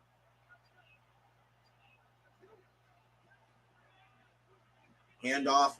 And another first down.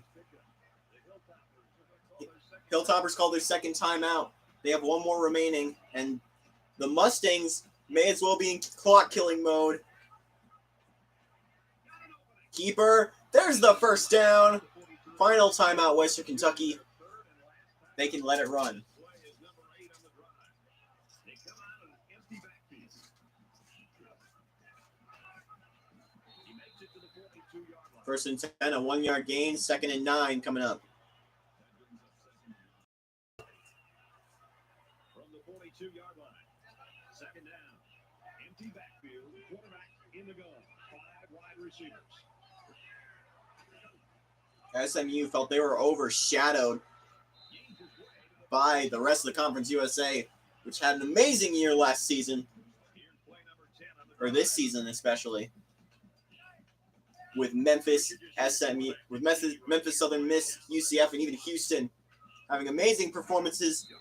But you can't rule out SMU as one of the best teams in the Conference USA, as they let the clock run and win the Beef O'Brady's Bowl, 24-10, the final score. The Mustangs are on top in the Trop. SMU staff is dancing on the sideline. Their star player came staff has to feel good. The entire team should feel good. And I know you and I just having a chance to sit back and watch this young man play. Just an outstanding. Terrell Ferguson, 3 sacks, 5 tackles, 3 TFLs, and a forced fumble.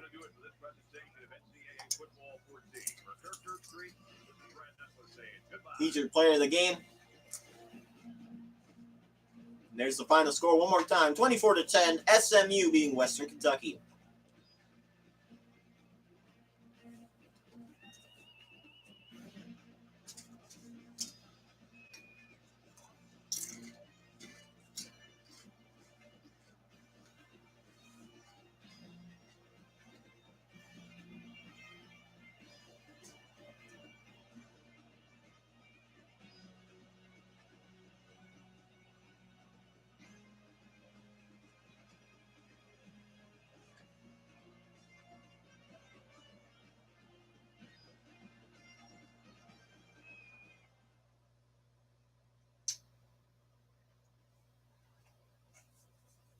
And then we will wrap it from Beat Brady's Bowl. We have one more bowl here, Famous Idaho Potato Bowl, coming up next.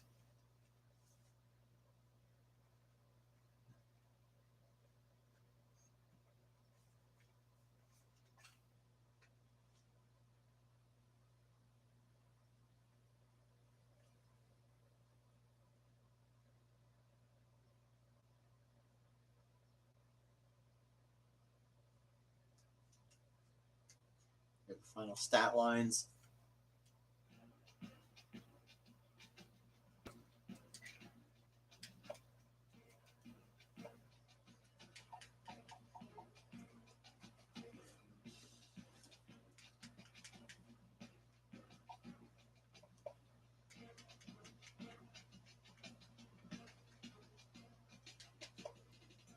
So here's our next game, Marshall and BYU.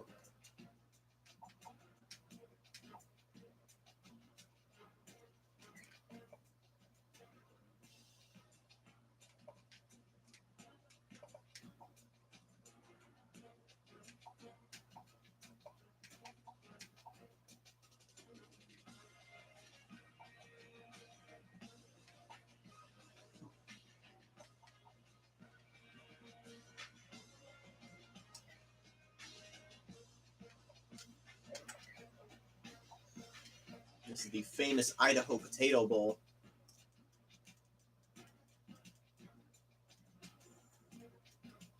Which is at what's now Albertson Stadium, but was then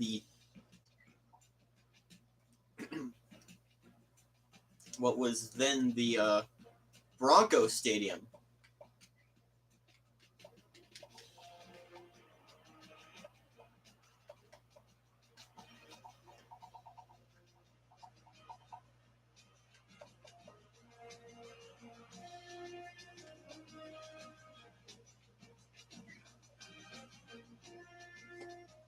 Here we are wrapping up. Marshall, 5-7. They're filling in for a MAC slot, which wasn't able to be filled by a 6-6 team. They are from the MAC. They were second place in the conference standing, or in the division standings for the MAC East, only behind the MAC champions Ohio.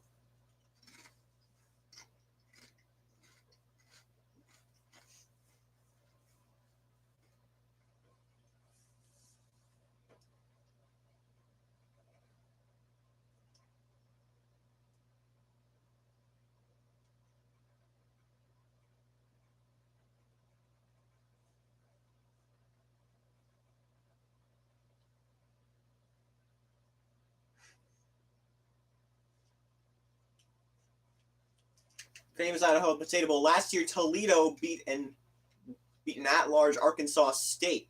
Or Arkansas State was the at-large. They beat Toledo.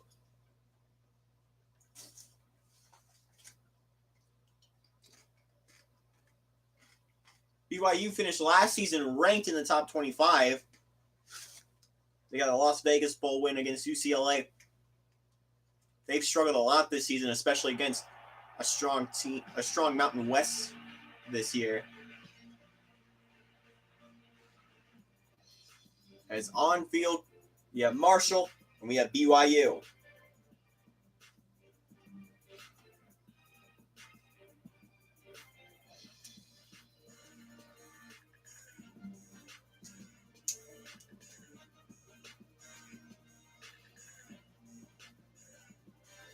Here's the flyover.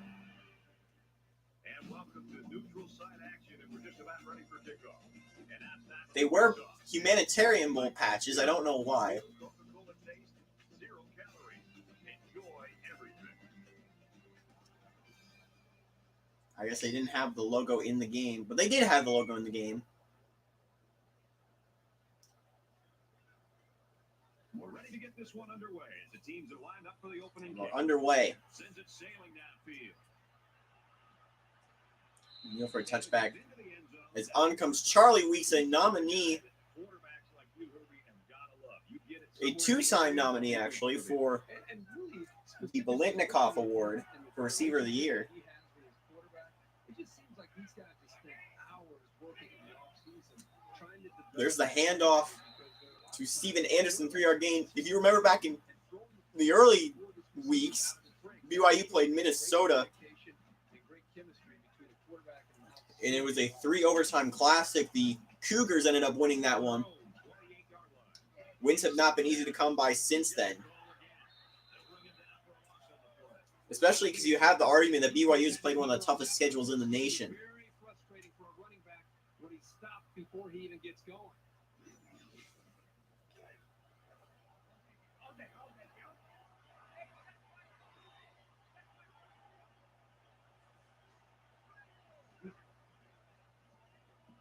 Here's the quarterback. He'll keep it himself. Jesse Reed gets 6 on the play. It's not enough for the first. They'll punt it on 4th and 2. Marshall won 23-20 against Miami, Ohio. A win that put them here. A win that potentially put them here in the first place. So there's the punt return. He's still going to about the 39.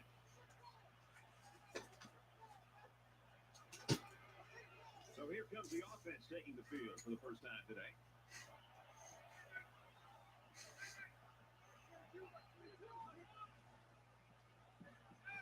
Gonna throw over the middle. Oh, what a hit, but he's across for a first down. That's J.J. Smith. Pick up there.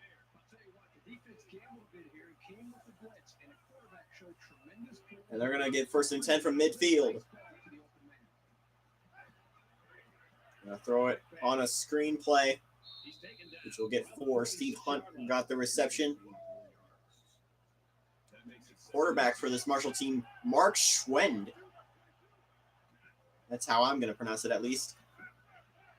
Tried another screen, and that one's going to go worse. It'll be 3rd and 10 after the loss of 4.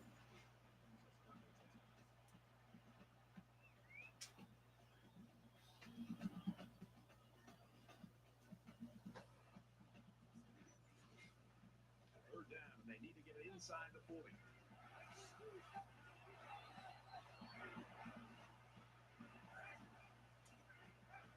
It's 3rd and 10. And that screen goes even worse. Steve Hunt will lose 2, and Marshall will punt it.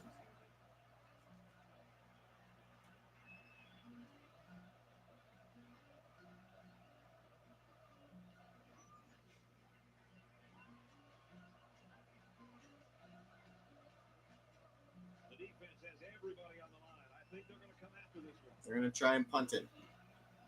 He puts it away, and it's a great kick. Punts all the way in the end zone for a touchback. Down for a touchback. I don't think either team has a clear advantage so far. Stands says 3 of the 4 teams BYU played to start their season played for their conference championship. I believe they played Georgia Tech and Colorado. If I'm wrong, there's a catch and a first down. Alex Carrington.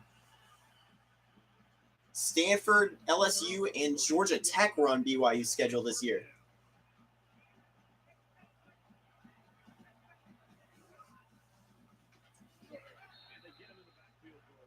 They played Boise State as well, didn't they?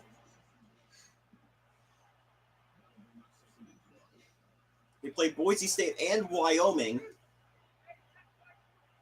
who both played in the Mountain West Championship. Boise State's lined up for the national championship this season.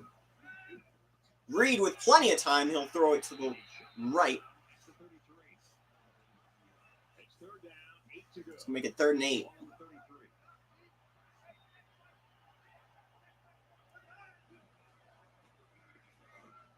Oh, there's a deep bomb caught. First down to the 42, Alex Carrington.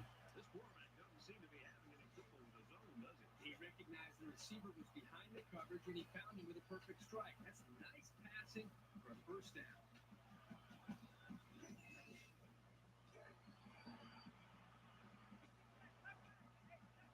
I would say so. Colorado also in the running for toughest schedule in the country. They won the Big 12 over Oklahoma State.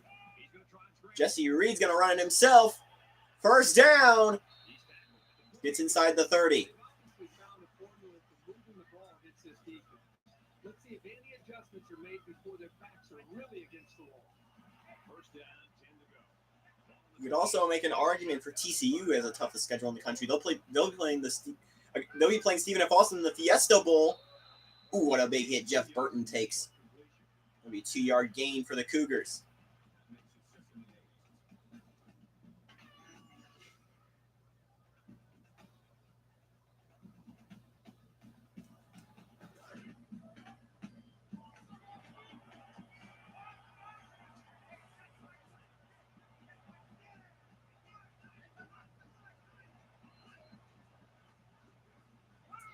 Reed trying to run it again. That one's not going to work. He fumbles.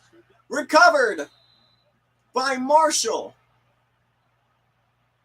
I'll tell you, when a guy as big as this lineman gets his balls on a loose ball, The thundering herd you're not getting the steal it away.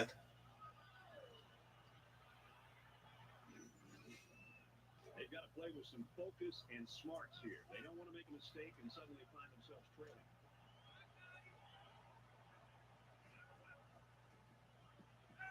Schwen throwing it. Got a man open. First down.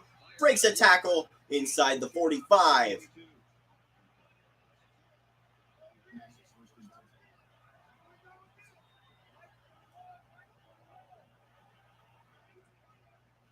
Schwen a handoff. Steve Hunt will get 8.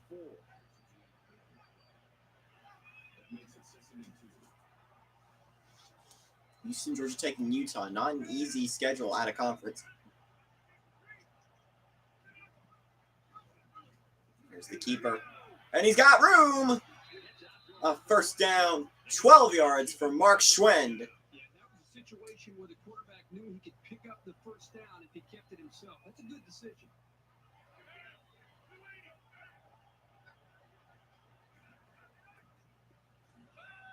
Schwend with time. That time's going to run out. He'll throw it out of bounds. Just getting rid of it. TCU, not a hard out of conference when you have Lamar and Vanderbilt, but SMU and Baylor, as well as playing in the Mountain West. So it's going to make things difficult. Schwend's going to run to the right. Evades a tackler. He's got room to the 6-yard line.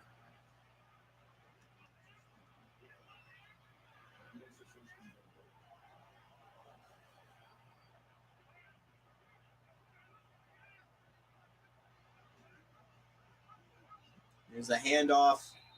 Andrew Thompson gets 2. Saying of 2nd and goal.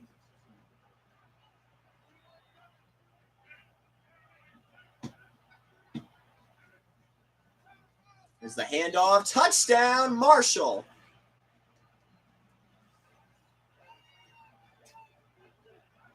Things can get pretty fierce in this territory, but they look totally in control there.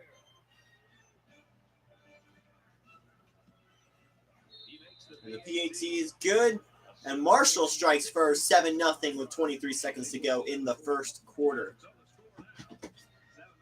Marshall lines up for the kickoff. He kicks it off, and he got all of that one. And we get to the 20. 21 is where they'll roll in. Marshall's defense comes back on the field after the turnover. About a dominant first quarter that we have seen in a long time. Let's see if they can continue to play this well throughout the rest of the ball game. You never like to have to play from behind, but a deficit this manageable shouldn't be in the front of their mind. They just need to go out there and play. Reed, gotta look out. They'll just get rid of it. Brad, I just think this quarterback's got to do a much better job of being able to read that defense and make quicker decisions, especially when the defense starts to get pressure. You've got to either get rid of that football or check it down or take off and run with it. Reed will throw it deep. Incomplete. They'll say he stepped out of bounds. 3rd and 10. They could to force that wide receiver into a very small window close to the boundary. Quarterback makes the throw to give his receiver. They're going 5 wide. 2 to Reed's right, or 2 to Reed's left. 3 to his right. He'll throw it right. Has a catch. 1st down, Jeff Burton.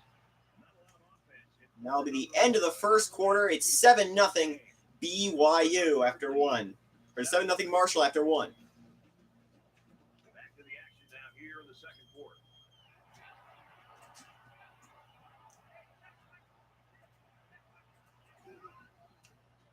Going it fast. He's got blockers and he's got a 1st down. Still going. Pushes to the 43.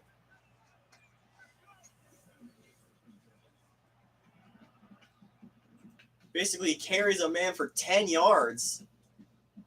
Look at that. 1st and 10. Ball on the 43. That's what we call tenacity.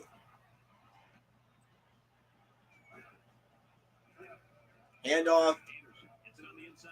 To the tackler pushing. That'll be a 4-yard gain for Anderson.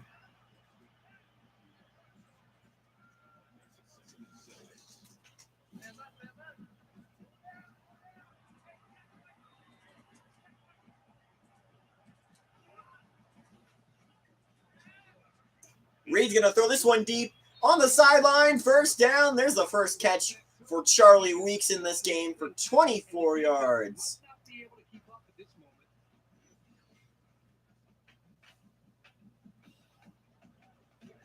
From the 15-yard line. Marshall's point differential on -116. I believe that is the lowest of anyone in a bowl game this season. Is Reed throwing, has a man just short of the 1st down. It's Charlie Weeks. It's the 9th play of the drive. It's BYU sporting the royal blue. They wear these on their special occasions. And they're pushing. Touchdown, Cougars. Stephen Anderson is the one who scores.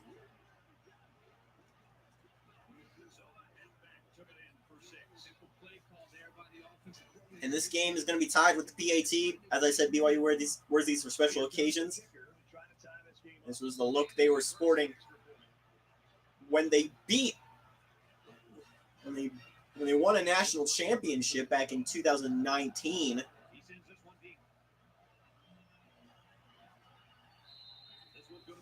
The Cougars, one of only three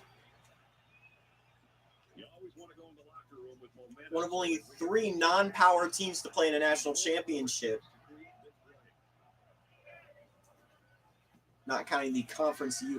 One of 3 non-power 4, one of 4 non-power 5 teams to play in a conference in a national championship.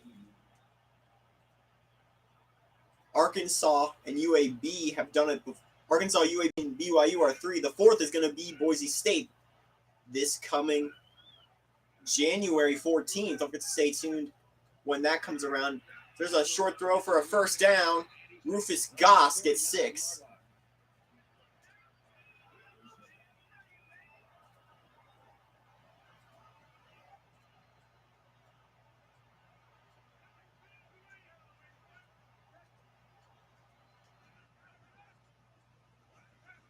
Schwinn's going to try and keep it. Fades tacklers. He'll be short of the 1st, though. It'll be 2nd and inches.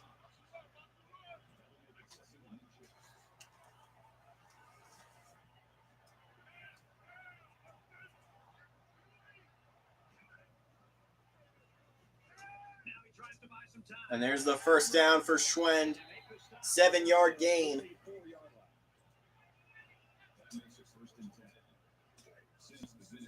From the 44-yard line. 1st down. Well, after that injury, we'll get to see the backup quarterback here. And he's hit immediately.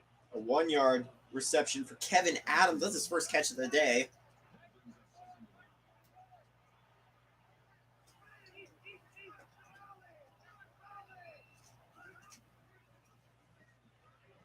believe that's a new quarterback in. Throw deep, intercept. No, it's incomplete.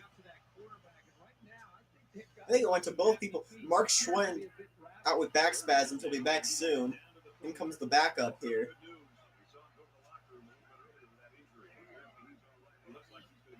There's the catch on the screen. He's got blockers. Enough for the first.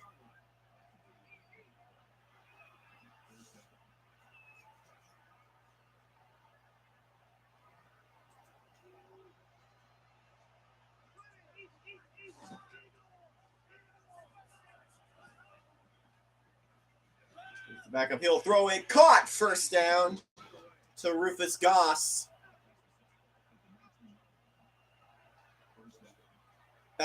The backup in is Antoine Sims.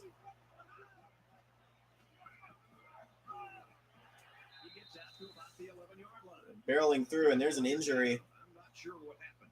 It's the 10th play of the drive.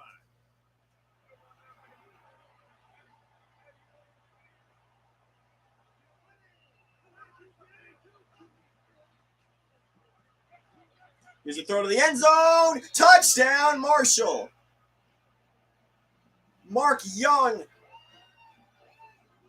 He extends for it, and he's got it. 1 foot's in. That's all you need. And it takes some real accuracy on those deep corner routes. So kudos to the quarterback. Or is it? 1 foot's the NFL. Can you get the second one in? Take a look at this to determine if it was really a touchdown. And they didn't waste any time going No. to review this play.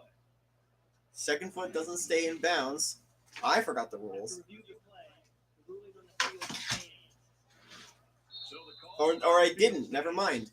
Marshall with a 6-point lead. They will go up 14-7 with 1:47 to go in the second quarter. Splits the uprights with the extra point.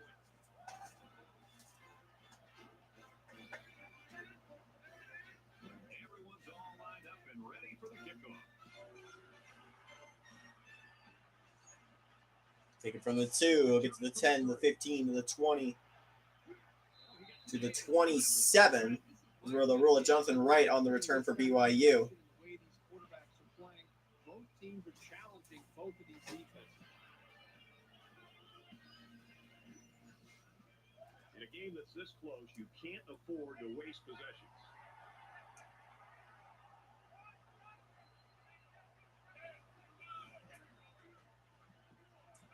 Reed's going to keep it again. A 2-yard gain. Timeout Cougars. They're going to try and tie it before the halftime. Second down.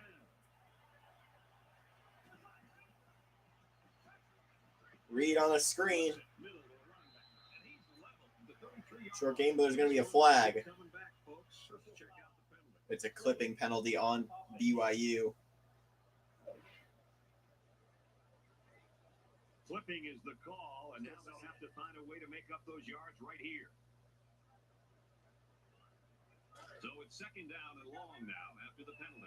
Kirk, good news. The guy that we saw go to the locker room with that injury earlier is back on the sideline, and I have a buddy who's going to be back in the game soon. Fire to the tight end, nothing doing.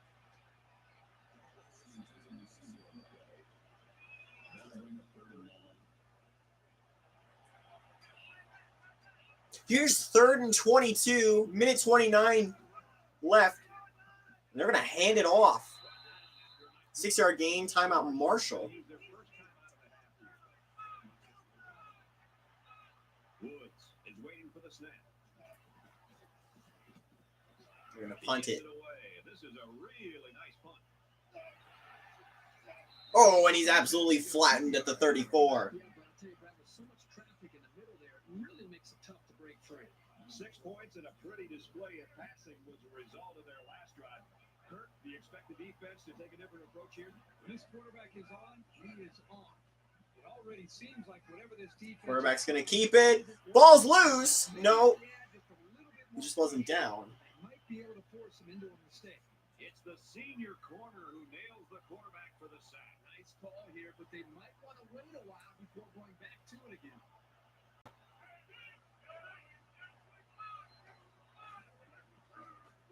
There's the handoff to the back. Andrew Thompson will get 4. 3rd and 6. 50 seconds remaining.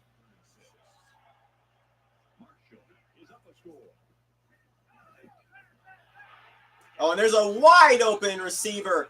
27 yards for Kevin Pollard. From the 35-yard line, it's first down. He's going to throw it deep. Caught. Oh, he had a big hit, Noah Huff, but he holds on. First down.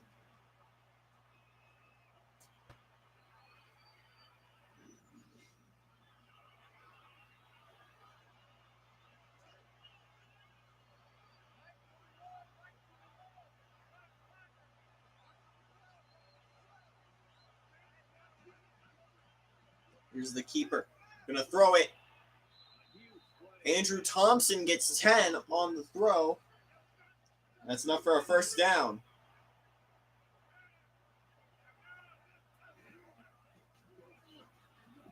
Pressure's coming in. He'll throw it out of bounds.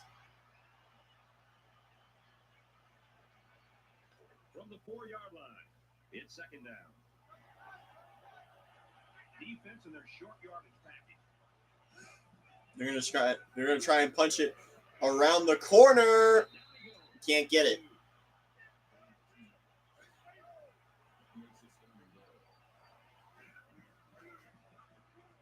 Schwen back in. Gonna throw it out of bounds. 4th and goal, and they're gonna try a field goal most likely with 9 seconds on the clock.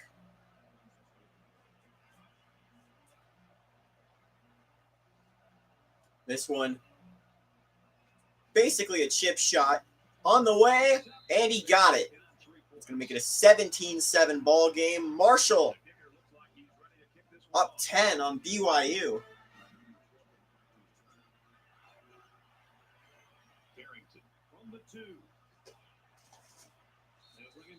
Good return for Carrington. That only leaves 2 seconds on the clock for BYU. Forced to punt their last time out. So we'll probably get one last heave to the end zone. We're just going to see what happens here.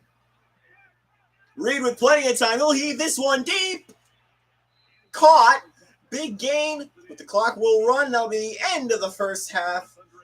Marshall on top in an upset. 17-7 at the half. Glad to have you with us in the studio for the EA Sports NCAA Football 14 halftime show presented by Nissan. Innovation that excites. Reese Davis and David Pollock here, completely locked in on that first half. Dueling virtuoso performances by both offensive coordinators. There's the scores we've had so far. Yeah. Players, you breaking the rule here? I might. I mean, sensational play calling by both of these guys with the headsets up in the booth. I'm sure they'll be so honored to win one of your stickers. They should be. They might even wear it on their visor next week on the sideline. But Is it inspiring? it's pretty nice to be dialing up everything, and it's pretty nice to be in the rhythm and the flow, and everything seems to be working perfectly. And So we look at the offense, 152 passing yards to 134. BYU has the lead on that. But Marshall has 82 rushing yards to BYU's 33. BYU had that one fumble recovered by the Thundering Herd, who also lead in time of possession, 5 minutes 22 to 4 minutes 38.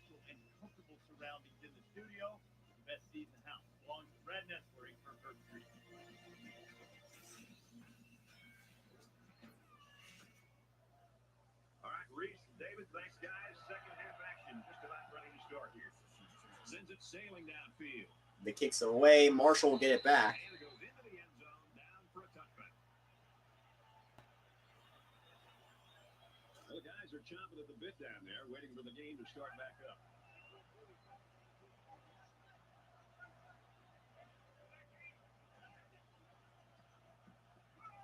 Here's Schwen. He's had a great first half. He's going to run it himself. Oh, what a hit as he slides. That'll be 2nd and 3.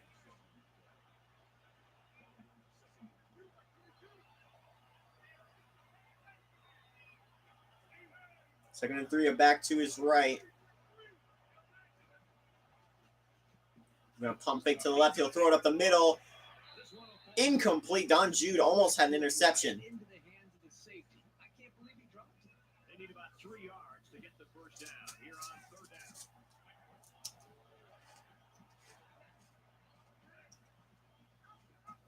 Option play, he'll keep it, and he'll be stopped short. A great defensive effort to keep him from the line, and they'll have to punt. Perry to punt.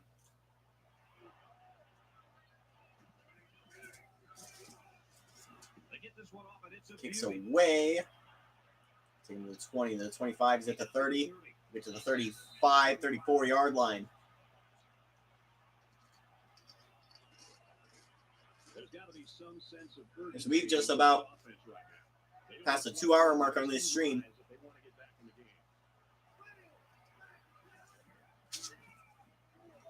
There's the handoff for a gain of 1. Don't forget to tune in tomorrow. We have 2 streams for you tomorrow night. The Wasabi Fenway Bowl, Central Michigan at 10-3 will be taking on Missouri State, 6-6. And the Meineke Car Care Bowl, Tulane is at 7-5, taking on the 6-6 Rice Owls. Another handoff to the back. He'll power his way for a gain of 6.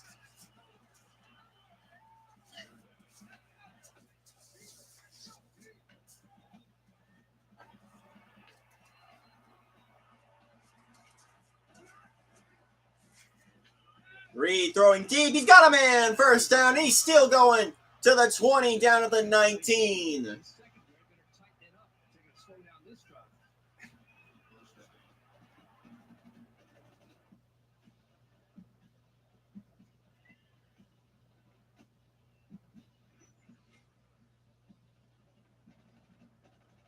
So the big gain resulting from the pass play leads This is 1st and 10.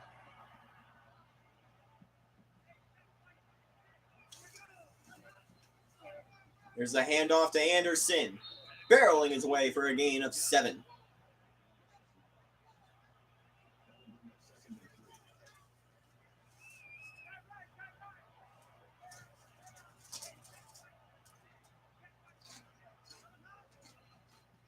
Play action, Reed. He's going to keep it. He'll run his way. Almost had a touchdown, but he stopped short. It'll be a 1st and goal, though. First and goal from the 3. They're knocking on the door. They come out of an empty backfield. There's a chance he'll throw the end zone. Touchdown, BYU, Alex Carrington. And that will put the Cougars within 4. A PAT makes it within 3.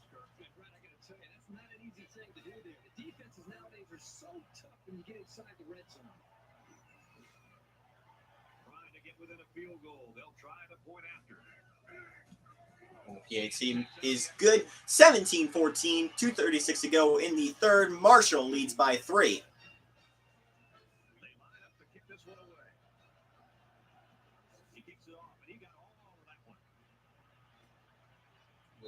We'll take a knee in the end zone for a touchback. The defense really stepped up to force that 3 and out on the last drive. Marshall gives up a field goal. Here's Marshall, a handoff to the back. Ooh, what a hit. Andrew Thompson gets 5.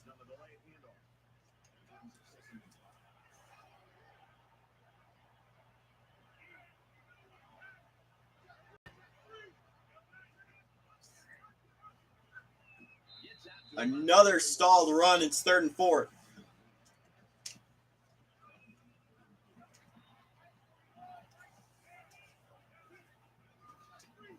Here's a chance he'll throw it up. What a catch by Rufus Goss. 1st down.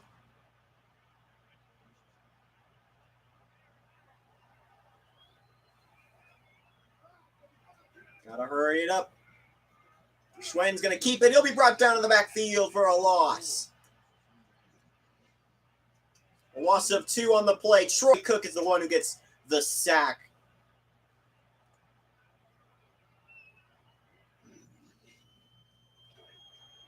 BYU fighting to get their way back in.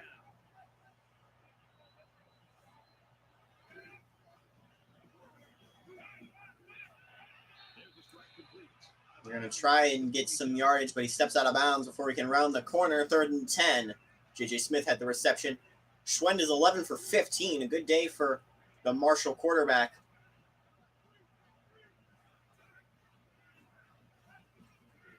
Throwing it on a screen. Not going to get to the line. That'll be 4th and 8. And BYU going to get the ball back.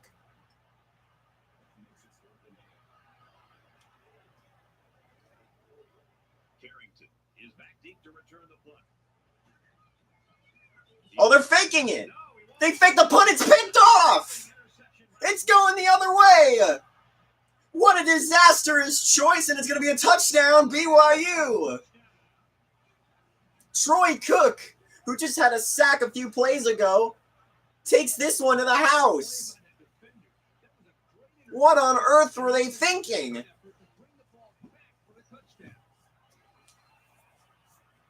You got to be out of your mind to make that decision, and BYU is going to take a 4-point lead.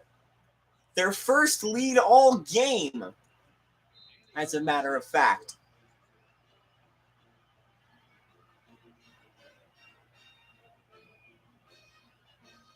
Looks like they're ready for the kick. He just drills this one.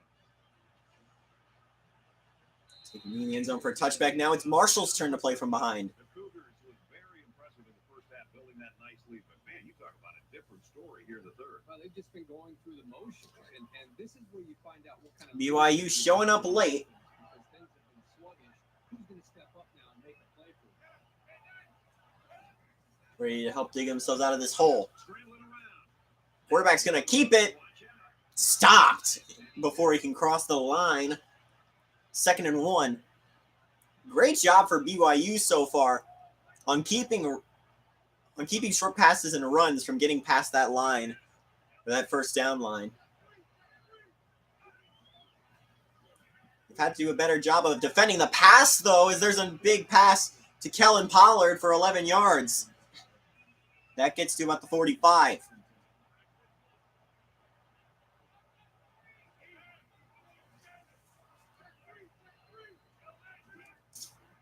Gonna throw it short.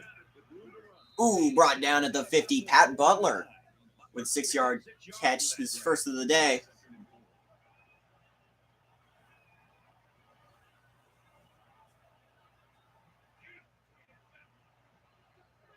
.24 seconds in the third.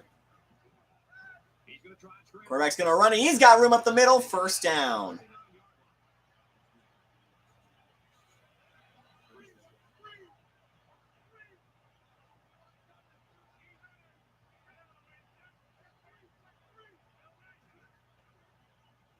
Throwing it on a screen. Rufus Goss gets 3, 2nd and 7. If this drive stalls, Marshall is within field goal range, but they are down 4, and the third quarter comes to a close. After 3, BYU up 4.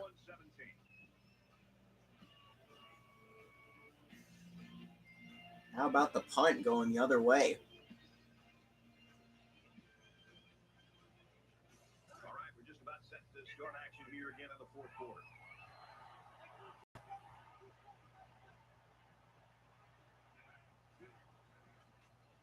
Here's Schwen. He'll throw it. Swatted away. Antoine Walker. Great play that time, getting a hand on the football. Third down now. Marshall is 3 for 7 on third down. They're going to have to make it 4 for 8. They want to stay in this game. Quarterback keeps it. Not going to get to the line. Nothing to gain on a run. Couldn't find anyone open. He tried to take it himself. He saw a hole. Great job. Number 41 on the defense of closing that hole immediately. That's Wilson who wraps him up. And they're going for it. BYU tried to go for it before. That did not go well. They're going to try again. He's going to run out of time. He's brought down in the backfield. That's another sack. And with 4:34 remaining, this is the opportunity for BYU to put the dagger in.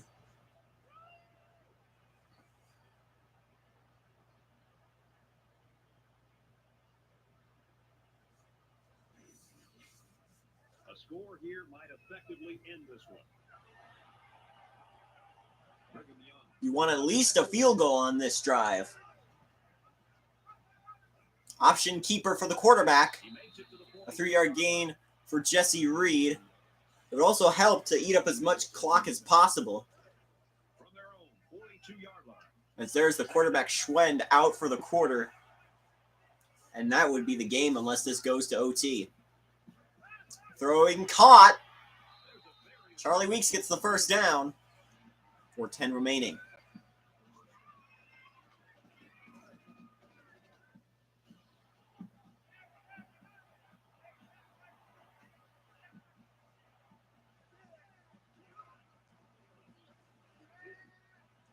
Good throw to Carrington for 5 yards.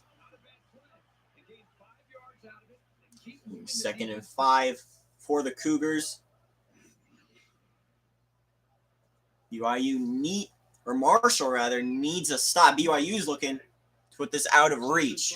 Coming up here. Ball on the 44-yard line.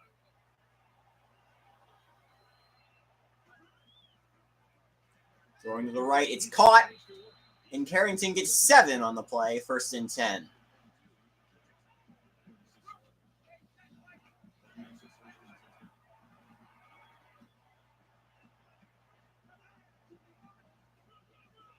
It's the handoff. No gain on the play. Josh Schaefer, I believe. Josh Schaefer gets what's credited as a TFL, but it will remain 2nd and 10.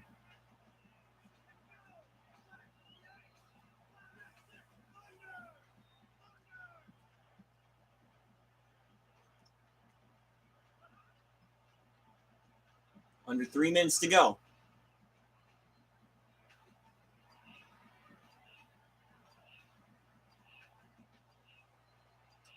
Clock's running. Reed. He's going to run it himself. That'll be a 3-yard gain.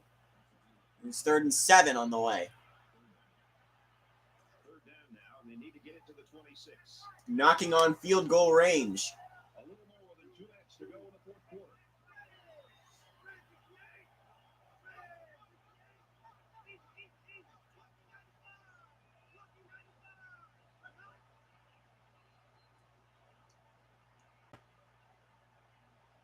They want the clock to run down as much as it can.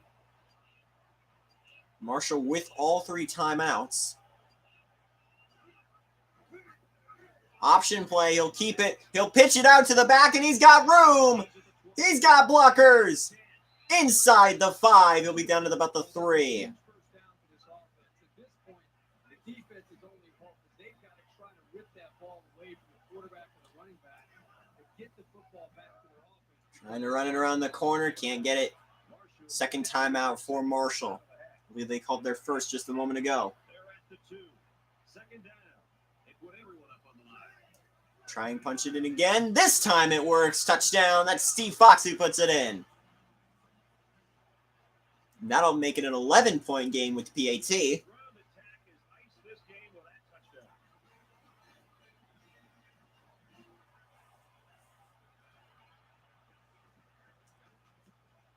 He makes the And now for Marshall, you got to hope for a miracle. What a great effort, though, for BYU clawing their way back into this one. I believe they've scored 21 unanswered This one's going to be down to the after being down 17-7. Both squads are digging in now. Let's see what happens on this next drive.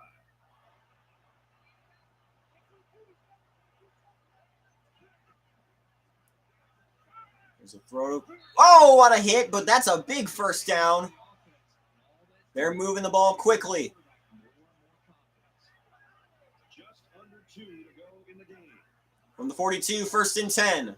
He's going to throw this one deep. He's got a man open. He's going to go. Just short of the end zone. He'll be down at the 1, 1st and goal, Marshall. That's about as good as you could hope, moving the ball downfield. If you're the Thundering Herd.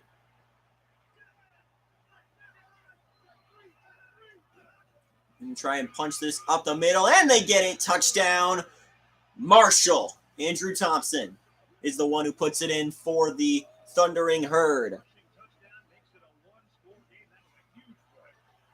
And they're going for 2 to make this a 3-point game.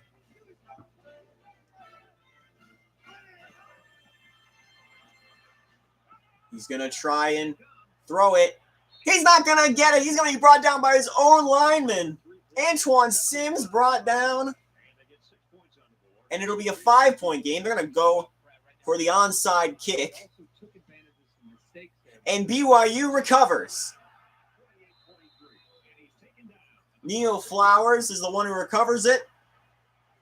And BYU is likely going to nab their 7th win.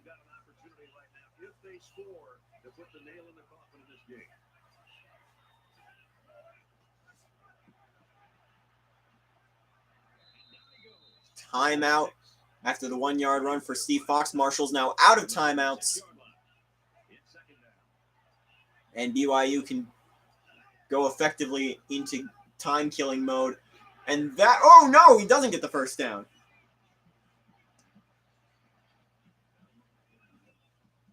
There is still a chance for Marshall. They can force a 3-and-out.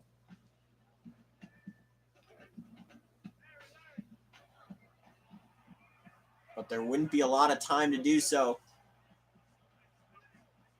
It's basically all coming down to this.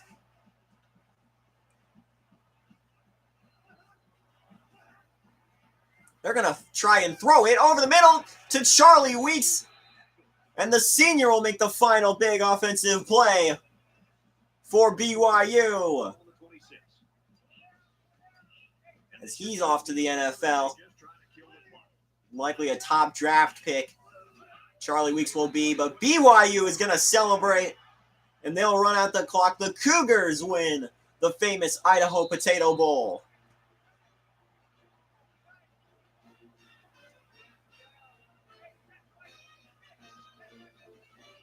This one's all but wrapped up. The Cougars take this one 28-23. 28-23 the final score. Troy Cook with a pick six on a fake punt attempt. That was the turning point. And BYU has won the famous Idaho Potato Bowl.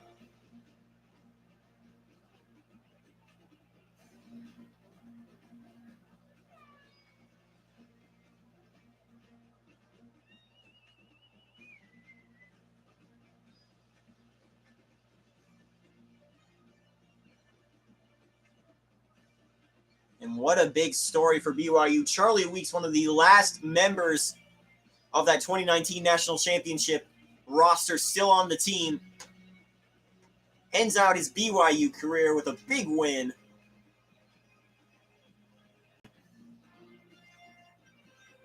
There's the pick six that turned the tides. And there's our final bowl of the night, our final score, 28-23, BYU over Marshall. The Herd gave the Cougars all they could handle, but BYU pulled away late. And that will be the final game of the night. I want to thank you all for watching today's games. Don't forget to tune in tomorrow. We'll be starting tomorrow at 9, much like we did on Monday. We have the Wasabi Fenway Bowl. 10-3 Central Michigan will be taking on 6-6 Missouri State. And in the Meineke Car Care Bowl of Texas, Tulane takes on Rice. Stay tuned for that. Thank you all for watching. And so long from the 2KU.